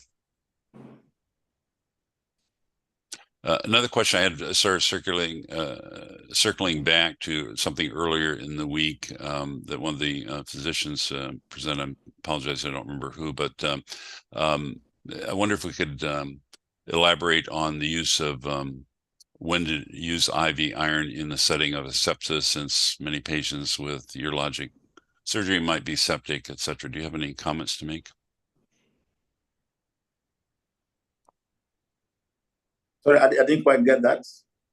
Use of IV iron in what? In a setting of sepsis. I know there's sort of a relative contraindication for using IV iron when someone's septic, but I didn't know what your experience or philosophy is about how you would use IV iron in the setting of sepsis. Nathaniel, I think you will answer that. Yeah, I think that came up also earlier in the week. I was looking for one of our hematologists who was here from Malaysia, Mandy. Yeah, I cannot find her right now. But anyway, so people raise concerns about use of IV iron in sepsis. They say, oh, the iron feeds the bacteria. is one of the myths in IV ion therapy. The fact is that whatever you do, the bacteria will thrive except to use antibiotics. And when you do use antibiotics, there's nothing wrong at all with using IV ion. And it is sort of ironical that many of those who raise such concerns about IV ion would not bat an eyelid about giving blood transfusion. Whereas the IV ion encouraging sepsis is not established scientifically, it's just a theory. But blood transfusion encouraging sepsis is established. And moreover, each unit of blood has 200 milligrams of iron. So when we're giving allogenic or donor blood, what we're doing is just giving 200 milligrams of iron as a colloid. That's what we're doing. And so it is much safer to give that iron as IV iron in normal cell line than to give it as a unit of blood with the additional issues of immunomodulation.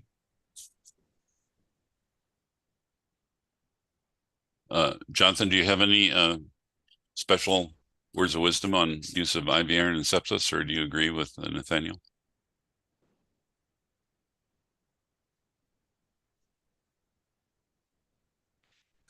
Hello? Are you able to hear me, or? I'm sorry, who are you addressing? To you, Jonathan. Oh, yeah, I think that avoidance stemmed from retrospective studies that subsequently was disproved with prospective randomized controlled trials. So it, as Nathaniel has alluded to, I mean, it is somewhat the mythology of patient care that's surrounded the use of IV iron. So yeah, I mean, I do agree with what he stated. Yeah. I might be in the twilight zone here because my computer time has been listed as 5:39 for a long time now, and I'm looking at my clock that it's actually 6:43. So I don't know if we've passed our time. Nathaniel, should we go to the quiz, or should we continue with some questions? You can take just 5 minutes more, please. Okay. Another question I came up with, and let's see if there have been any more. I don't think there have been any more questions submitted. We have patients that request to avoid blood, but have you had situations where patients request a blood transfusion and in a setting where the provider doesn't think it's in the best interest of the patient? What should someone do in that situation? It's probably unlikely, but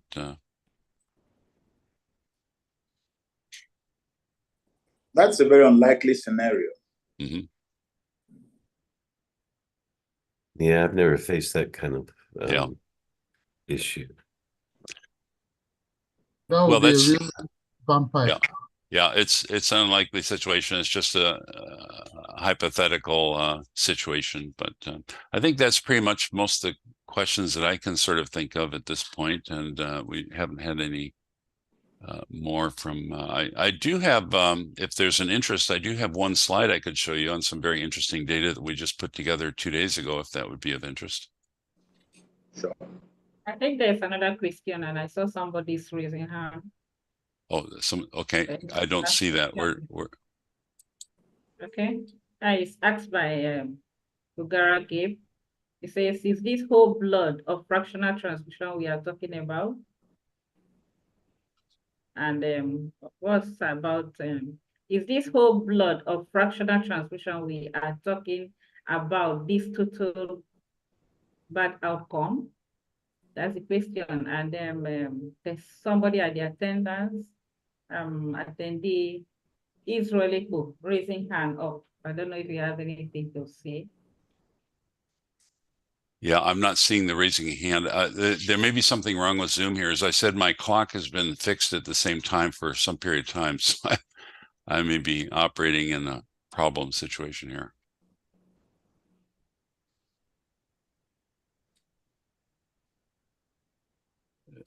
Where can we see that they're raising their hand? I'm not seeing that. He has dropped. Can, The hand has dropped. I'm sorry. He has dropped the hand. Okay, you have raised it up again. Israel Ekpo. Israel Ekpo, do you have any comments? So You Abigail, cannot- Abigail, you're a co-host, so you can unmute him.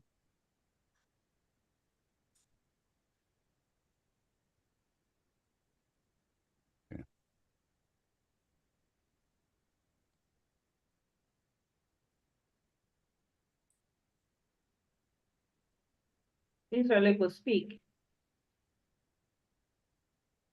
Have you unmuted him?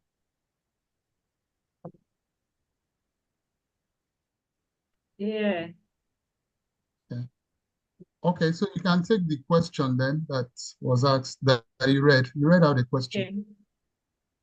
Yeah, is this whole blood or fractional transfusion we are talking about this total bad outcome? I think the person meant to ask if it is whole blood or fractional transfusion that could raise a negative outcome or complications.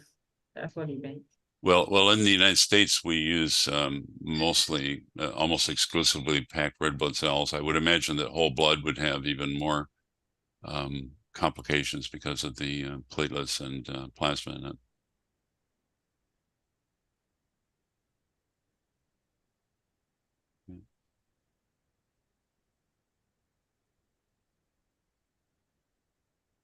Nathaniel, how's your Okay. test quiz coming along? Yeah, in a minute. Okay. Well, as I said, I could take just a couple minutes to show you some very interesting data. Let me see. My computer probably needs to be restarted, though, because I can't seem to do anything. So I probably will not be able to.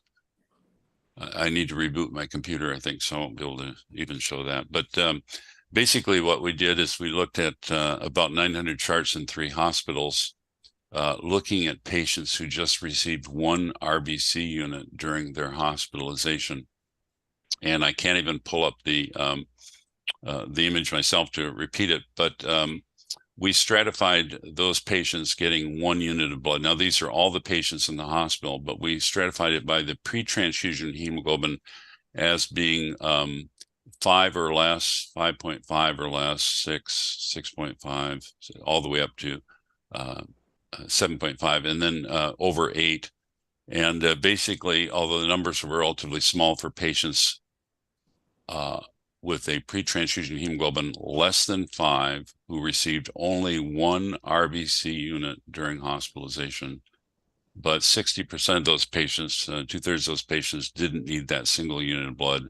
And it went all the way up to about 88% of patients getting a single unit of blood during hospitalization likely didn't need that unit of blood when we looked at everything in the chart, including the vitals, labs, the medication, and timeline of the events. And this goes along with the paper we published last year where we said that in 1,500 plus patients, if a patient just got 1 unit of blood product, 90% of the time they didn't need that. So anyhow, that's interesting because we've sorted it by the immediate pre-transfusion hemoglobin. So the caution would be if physicians are thinking about giving 1 unit of blood, they should probably reassess that. We haven't looked at for 2 units of blood, but for patients who did receive 2 units of blood during their entire hospitalization, 60% of the time, they didn't need that unit of blood.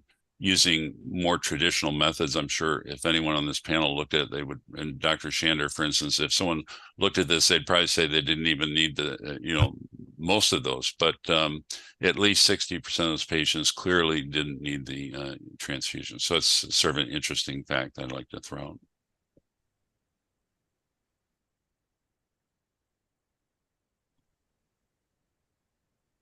I don't think I'll be able to control much on this side because my computer needs to be rebooted. So I think I'll turn it over to everyone else at this point.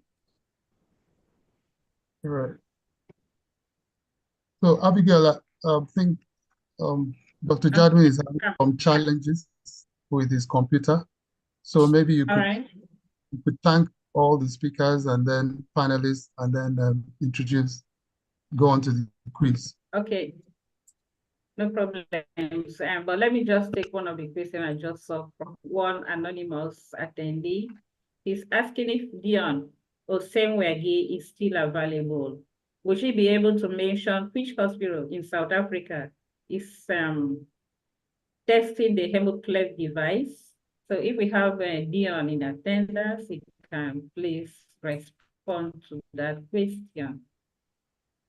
So the question can be sent to bloodless.surgery@unical.edu.ng. The same email that you received this invitation by. So you send the question there, we'll pass it on to Dion and she will respond. She's not here. So thank you, Dave, for being my co-moderator and all the presenters and attendees here today. So it's high time we move on to the Bloodless Medicine Surgery basic quiz. So it's going to be moderated by Dave. Please carry on. Okay. Now I don't have that quiz, so I don't know how to present it or anything. I haven't been given that. Post it. Yeah. We'll post it and then you'll see it just now. Okay. We'll launch it. So let me know when you see it. Okay. So question number 1, regarding blood transfusion in oncology, a single choice. A, improves the immunity in cancer patients. B, improves tissue oxygenation. C, is associated with cancer recurrence. D, is associated with longer disease-free survival. And E, led to lower mortality.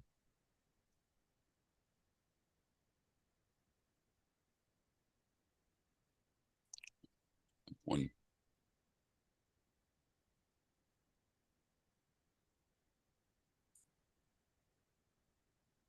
So Dave, you can go to question number 2. Okay, question number 2. Regarding palliative care for cancer patients, A is the same as hospice care. B, it should be offered only to patients who are near death. C, it has a positive impact on survival. D, blood transfusion improves survival in palliative care. And E, information about prognosis should be shared with, and it's truncated there, so yeah. Should not be shared with the patient. Oh, should not be shared with, yeah. Sorry. Let me expand it a bit. Oh, with the terminally ill. Sorry, it was meant to be terminally ill patients. Oh, with terminal. Okay.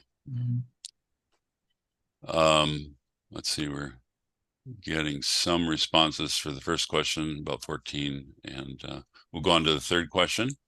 Regarding correcting anemia in cancer patients, blood transfusion. A, blood transfusion gives a better outcome. B, oral iron is always preferred. C, intravenous iron helps evade blockade by hepcidin. D, correction of anemia with blood transfusion improve, I'm sorry, guessing maybe outcome or something is truncated. And E, bloodless. Correction of anemia with blood transfusion improves tissue hypoxia. Tissue hypoxia, okay. You can actually expand it, or everybody can expand it on their screen to see the end of the question. Just by dragging. How it works? Oh, okay. Okay, so that's good. I'm looking at and everybody is free to participate. Even the panelists have been enabled to participate. I'm not seeing where to select that though on my screen, so So the quick E, master. bloodless techniques to correct anemia are ineffective in oncology. Okay. Question number 4, regarding the use of erythropoietin in cancer patients. A, it is contraindicated because it causes increased tumor growth. B, it should not be used with IV iron to avoid drug interaction. C, it should be used only when hemoglobin needs to be raised above 12 grams per deciliter. D, efficacy of erythropoietin is not scientifically proven. And E, erythropoietin is a naturally occurring hormone in the body secreted by the kidneys.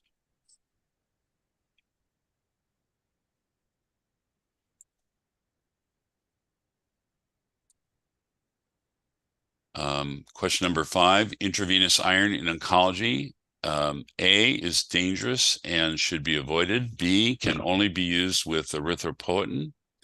C has a better efficacy than oral iron. D, adding erythropoietin can reduce the efficacy of IV iron.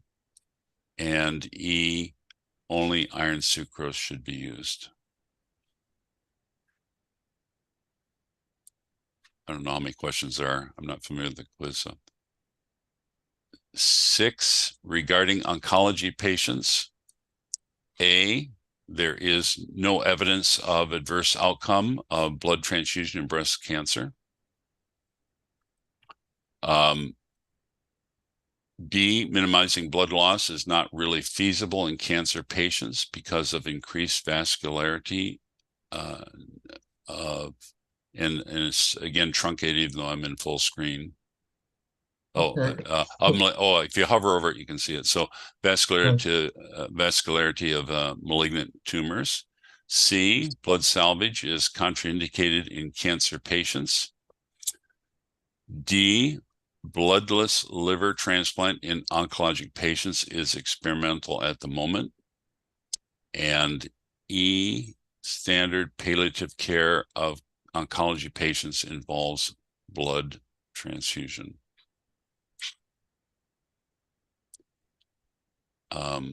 7, regarding the bloodless surgery. A, World Bloodless Surgery Day, May 16th, is a commemoration of Dr. Denton Cooley's first bloodless open heart surgery. B, bloodless surgery historically originated from patient blood management. C, bloodless surgery is not possible in all oncologic patients. D, raising the hematocrit is the third pillar.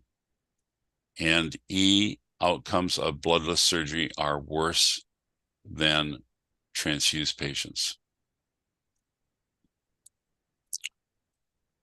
Question 8, minimizing blood loss in oncologic patients. A, use of tranexamic acid should never be prophylactic.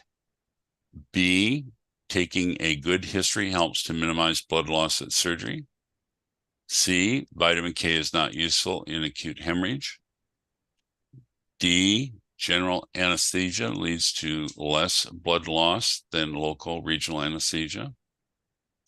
And E, meticulous hemostasis requires much technology.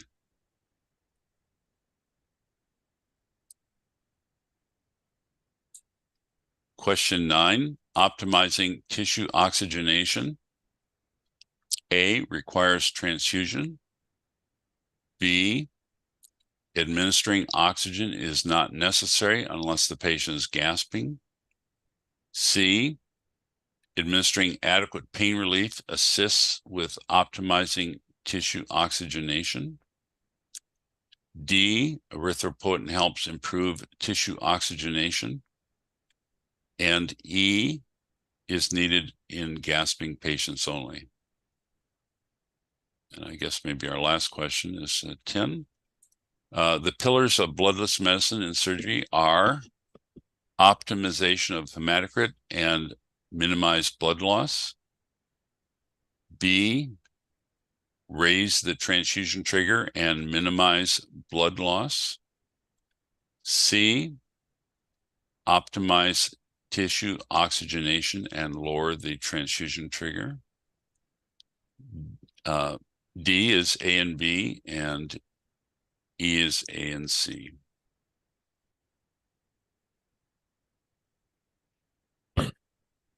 So Nathaniel, I'm not familiar how this quiz goes. Do you want to, do we go back to the beginning? Do you want to go over the answers? Yeah, so we'll give some time for everyone to respond. Okay. And please, let me add that some of these questions have more than one correct answer. So it's not single answer, please. Mm-hmm. So you can take, if you notice that two answers are correct, you can. Unfortunately, I think Zoom has set it to be one answer, single answer. I'm sorry. It should have been more. It should have been more than one. And it might not be possible to. Let me see whether it's possible to edit it to make it one. It may not be possible to edit it while it is on. So we can give Dave. I don't know what you think. We can give a minute for people to finish up. Sure, I'm not very experienced at this, so. Yeah, it's been a bit challenging with Zoom here, but I think we are beginning to master it.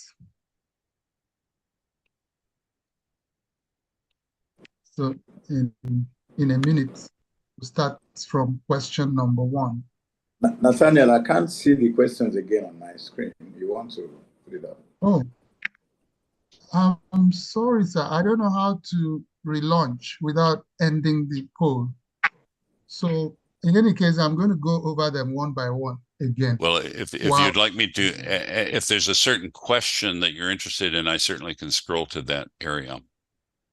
The challenge is that when you scroll, it doesn't appear in Professor Essie's screen, I guess. It's not there on my screen now. It's not showing up at all.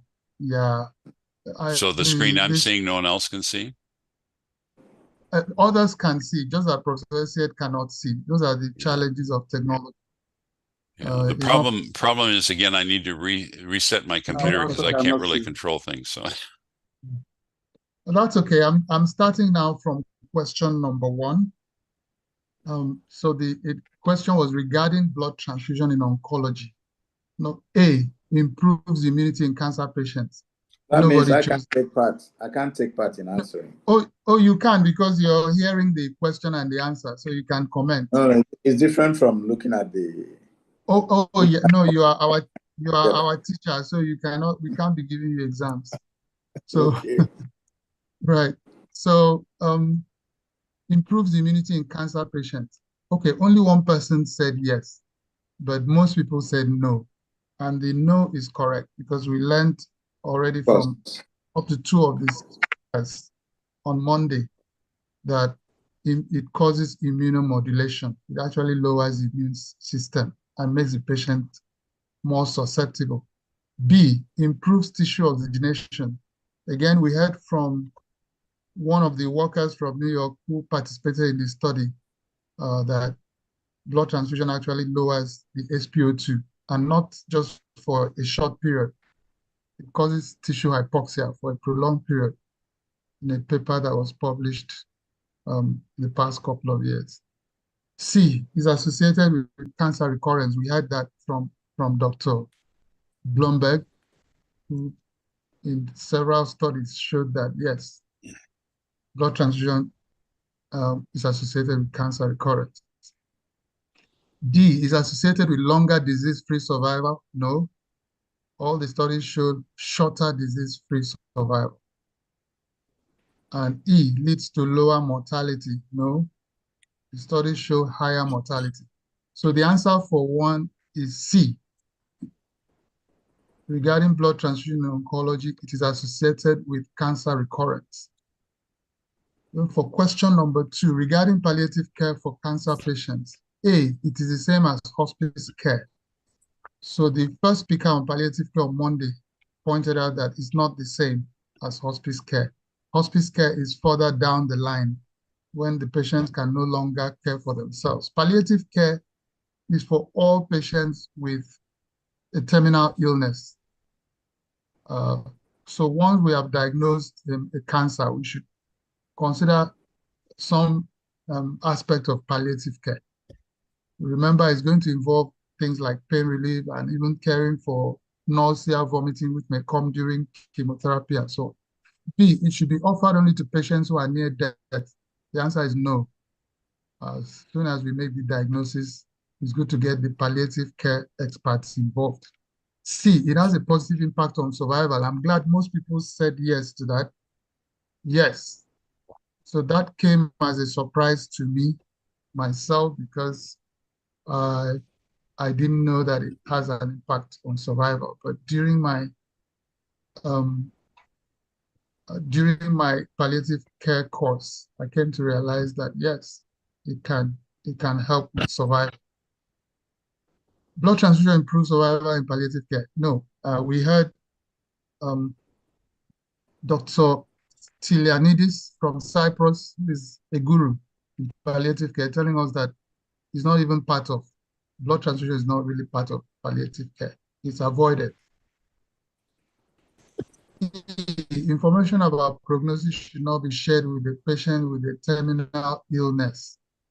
We've learned that it should be shared, but we have to be careful about the cultural issues, the patient's own wish. Does the patient want to know? Patient says, you can tell my son also. We should respect that wish and share it with somebody else who is a close relative or chosen by the patient. So the answer for number two is C. Palliative care has a positive impact on survival of cancer patients.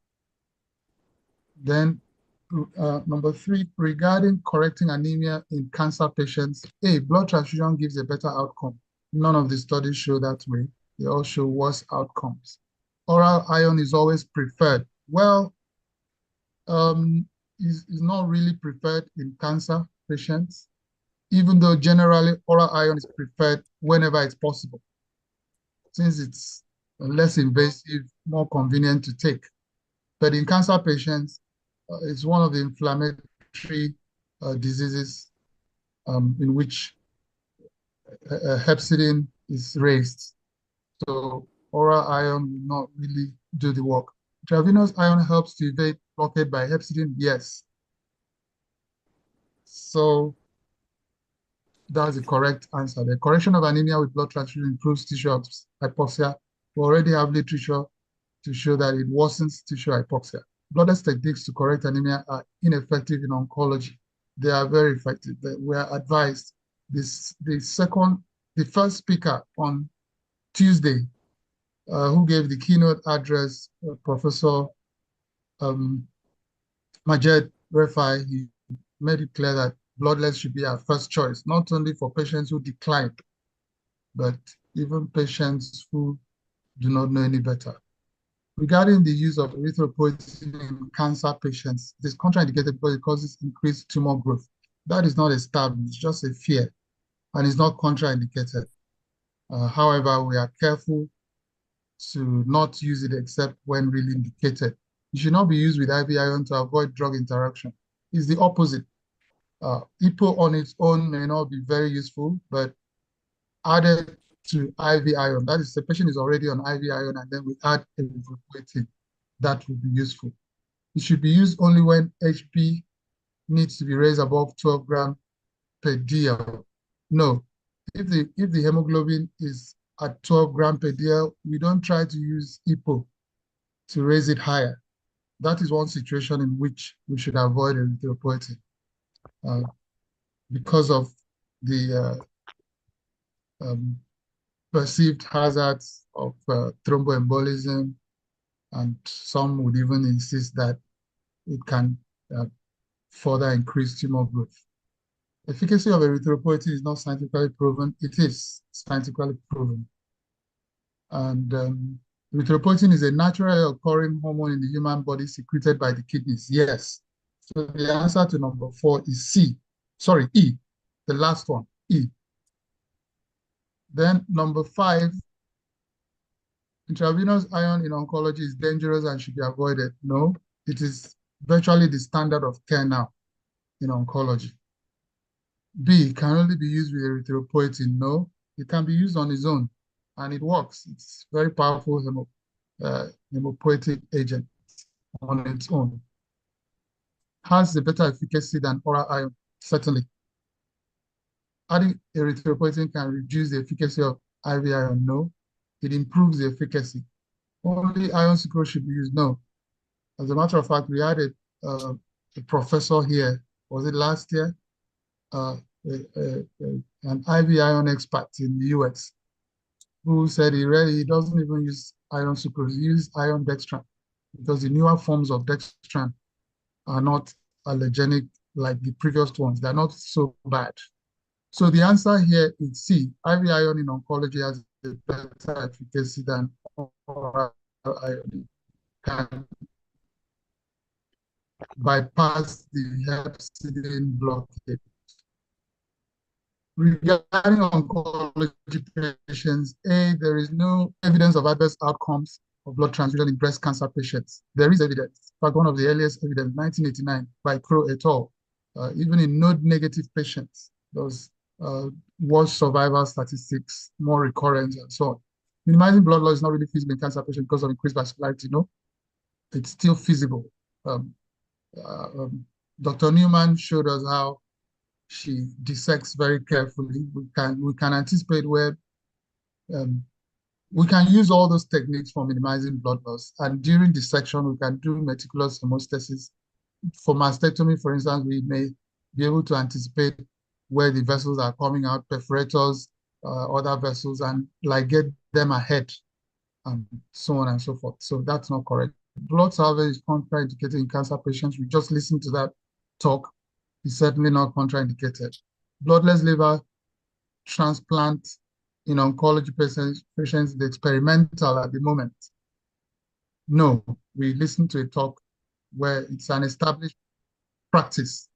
Then standard palliative care of the oncology patient, this should have been, does not involve blood transfusion. Sorry about that. That was a wrong statement. Standard palliative care of the oncology patient does not involve blood transfusion. That's correct. We have heard from the experts in palliative care that blood transfusion is not really, they don't even have the facilities for blood transfusion in palliative care. So regarding the bloodless surgery, World Bloodless Surgery Day, May 16 is in commemoration of Dr. Denton Cooley's first bloodless open heart surgery, I think, yep. First bloodless open heart surgery, correct. B, bloodless surgery historically originated from patient blood management. Is the opposite. Patient blood management originated from bloodless surgery. Bloodless surgery, C, is not possible in all oncology patients. We have heard repeatedly that there is no oncology patient that wouldn't benefit or weight cannot be used. D, raising the hematocrit is the third pillar. No, it's the very first pillar. It's the first pillar. And outcomes of bloodless surgery are better. That's what it should have been. Better than transfused patients. The answer is yes. They're actually better than transfused patients. Oh, sorry. 7 is A, please. And then number 8, minimizing blood loss in oncology patients. A, use of tranexamic acid should never be prophylactic. No, we use it prophylactically and many other workers use it. It helps.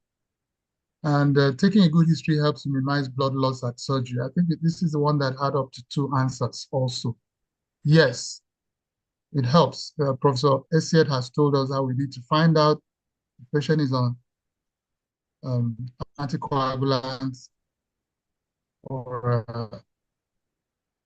on NSAIDs, herbal medication, and so on. Within acute hemorrhage is very useful.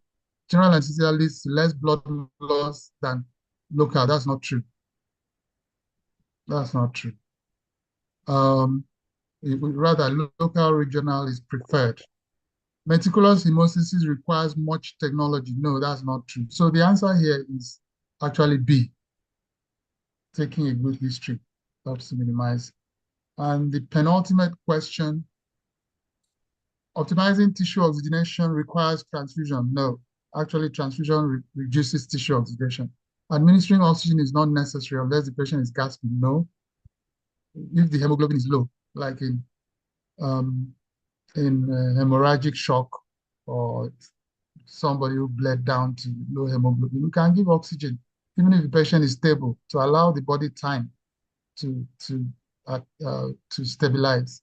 Administering adequate pain relief assists with optimizing tissue oxygenation. Yes, certainly it does, because during surgery or even apart from surgery, breathing, if surgery is done, let's say on the chest, and pain relief is not given, it can reduce tissue oxygenation. Erythropoietin helps improve tissue oxygenation. Okay, this is the one that had two answers. It's correct. Remember, erythropoietin is a banned drug in sports. One of the speakers pointed that out to us. It's a banned drug in sports because it improves performance by improving tissue oxygenation and, of course, raising the hematocrit. E is needed only in gasping patients. No, we need to optimize the tissue oxygenation of all our patients. And so the final question, the pillars of, so the answer to number 9 is C and D. Number 9 has to answer C and D. So for number 10, the last question, the pillars of bloodless medicine and surgery are A, optimize the hematocrit and minimize blood loss. Yes, those are the first two pillars. Raise the transfusion trigger and minimize blood. The transfusion trigger should lower it. C, optimize the tissue oxygenation and lower the transfusion trigger. Yes. So the WHO pillars are 3: optimize the hematocrit, minimize blood loss, and lower the transfusion trigger. But in bloodless medicine and surgery, we add this 4th pillar, optimize tissue oxygenation, because it's actually part of supporting the patient's tolerance of anemia, but we bring it out for emphasis. So the answer here is A and C, that is E for number 10. And I'm happy to note that most people got the correct answer, meaning that our lecturers were very good in teaching us. So it's open for a few more comments, if there are any comments that we want to make or questions. Over to you, Dave. Okay, well, I think at this point we've concluded the session for today and the course for the week, and I have been very pleased to give whatever little bit contribution I can do here, and thank all the participants and all the providers and the panelists for participating, and hope we'll see you again at a future meeting. Yes. So before you close, Dave, I have shared the result of the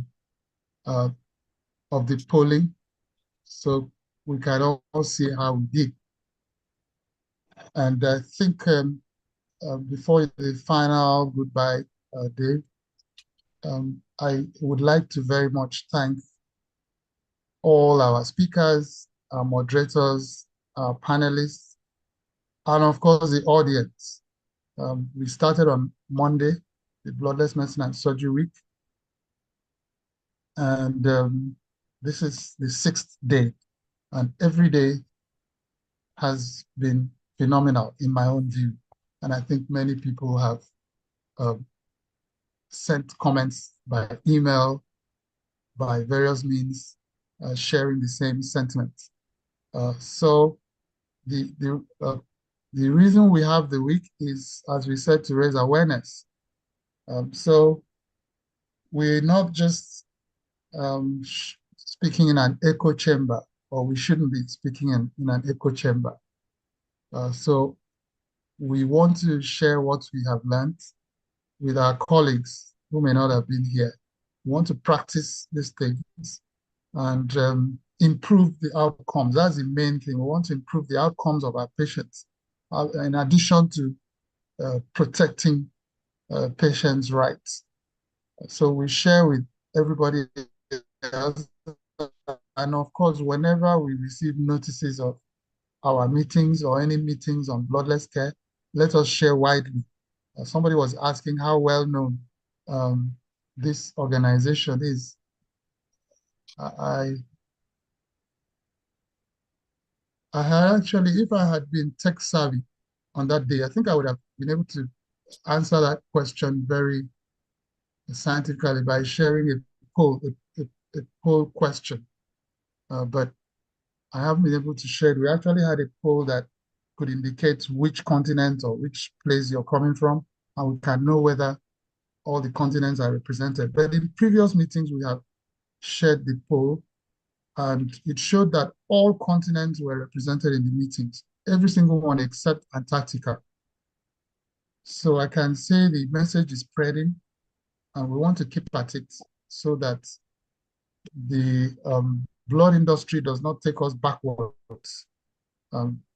Rather, we want to move forward and keep on looking for ways of caring for our patients in order to improve the outcome, including our cancer patients. Cancer doesn't necessarily mean the person is dying today or tomorrow. Some may eventually die of natural causes, depending on the stage of the cancer and the biological characteristics of the cancer and so on. So we don't want to make things worse by transfusing the patient and then suddenly there's recurrence or a shorter disease-free interval and so on, the things that have been proven scientifically to us. So we want to, we don't want to tell our patients things that are not true. We won't tell our patients that when this blood transfusion is the thing that is going to improve your tissue oxygenation, because blood is the only thing that carries oxygen. It's true, blood is the only thing that carries oxygen, but it's the patient's own blood. The donor blood, the blood in the bank, is denatured. It changes. Even within 24 hours, it has changed. And I'm particularly concerned about our own setting where the power is always going off.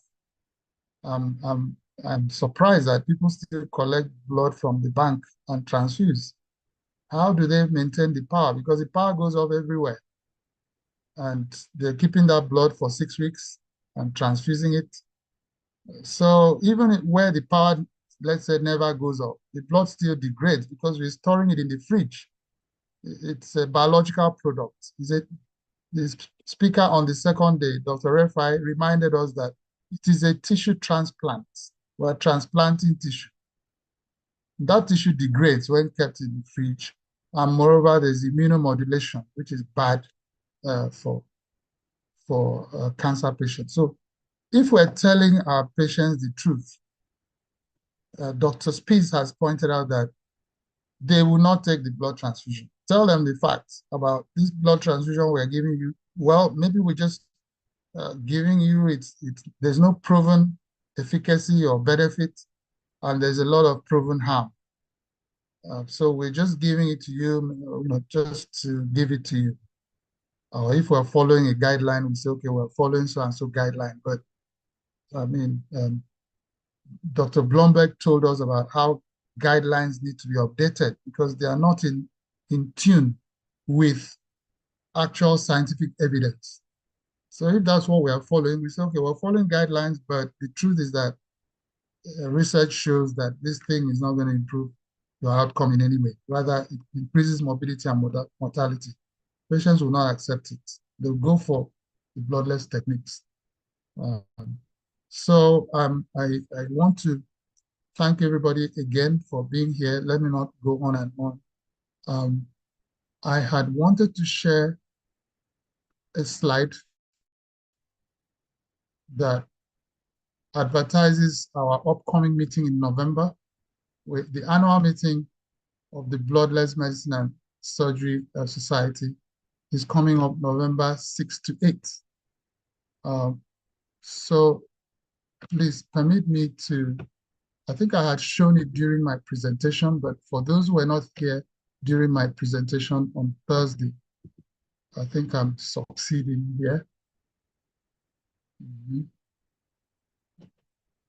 Yeah.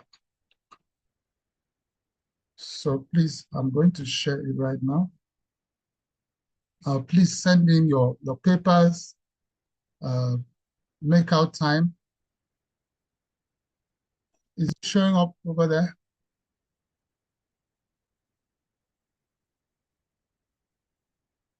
Yes. Is it showing up there? Okay, Yes. good. So the theme is medical informatics, advancing bloodless medicine. Dr. Jadwin is a guru when it comes to medical informatics. He actually owns a company, Columbia Health Analytics. He's been coming forward to help us with our studies over here in Nigeria. And I'm sure he's willing to help others too. So he'll be giving us one of the keynote addresses, and the others who will also be speaking. November 6th to 8th. That is when we'll have that meeting. So once again, thank everybody for coming. And at this point, I will go off and hand over to Dr. Jadwin and Abigail. And please, before I hand over, please let me ask that we take a group picture in gallery view. Okay, so you can put your device in gallery view just for a minute. And put on your camera, please. Okay, I can see Sandy is here, Chris. So I can't see myself from here. and Can you Dr. see me? Harper, I can see you Can you very see well. me? Yes, ma'am. You are one of our African beauties here, along with Tommy. So at the count of 2, we'll take the first picture. So put on your smile. 1, 2.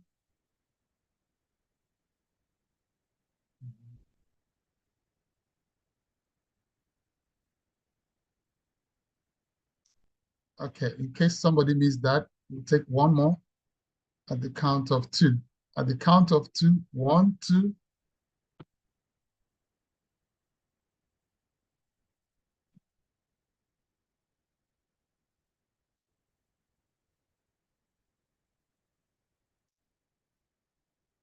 Okay, please send me your pictures if you can. They are very useful to us. We use them in our meetings. Thank you so much. So over to Dr. Jadwin and Abigail. Well, I think you've covered it all, Nathaniel. So thanks everyone for participating.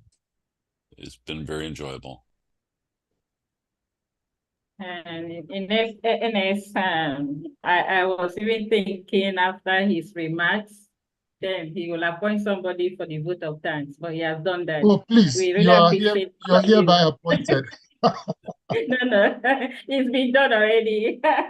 So at least we have to call it a day now, because if we want to stay longer, I think we enjoy this conference. I No, must you say. still have 30 seconds, and you are our registered vote of thanker.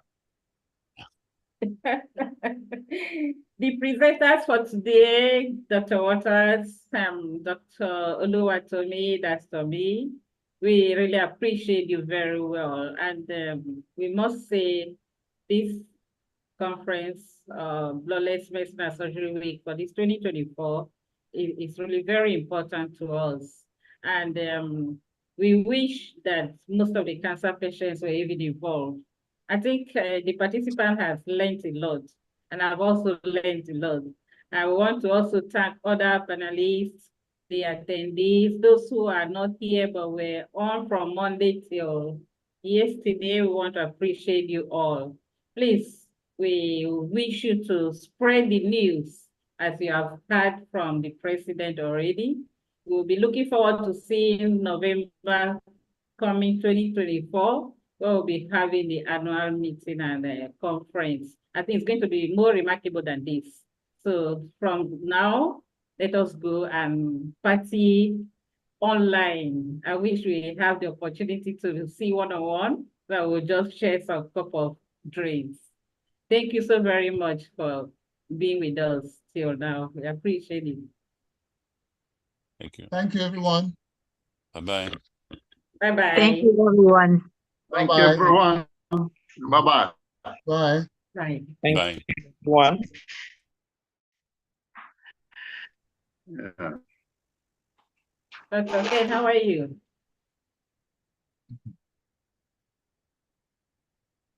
Great Yeah. meeting. Thank you, Sandy. Sorry, I Yes, couldn't be part of it very Sarah. much this morning, but I tried to be as much as I could. You did great, Sandy, and you've been doing great. Even in the Yeah, planning yeah, of yeah, this yeah. planning of this See. meeting. Mhm. And a big thank you to Dr. Waters. Mhm. Thank you, everybody. Yes, Yeah, Bye-bye. Sarah, great thank you conference. so very much. Thank you all. You all did a great job. Thank So you. appreciated. Yeah. We'll see Thank you, ya. Sandy. Bye-bye. Bye.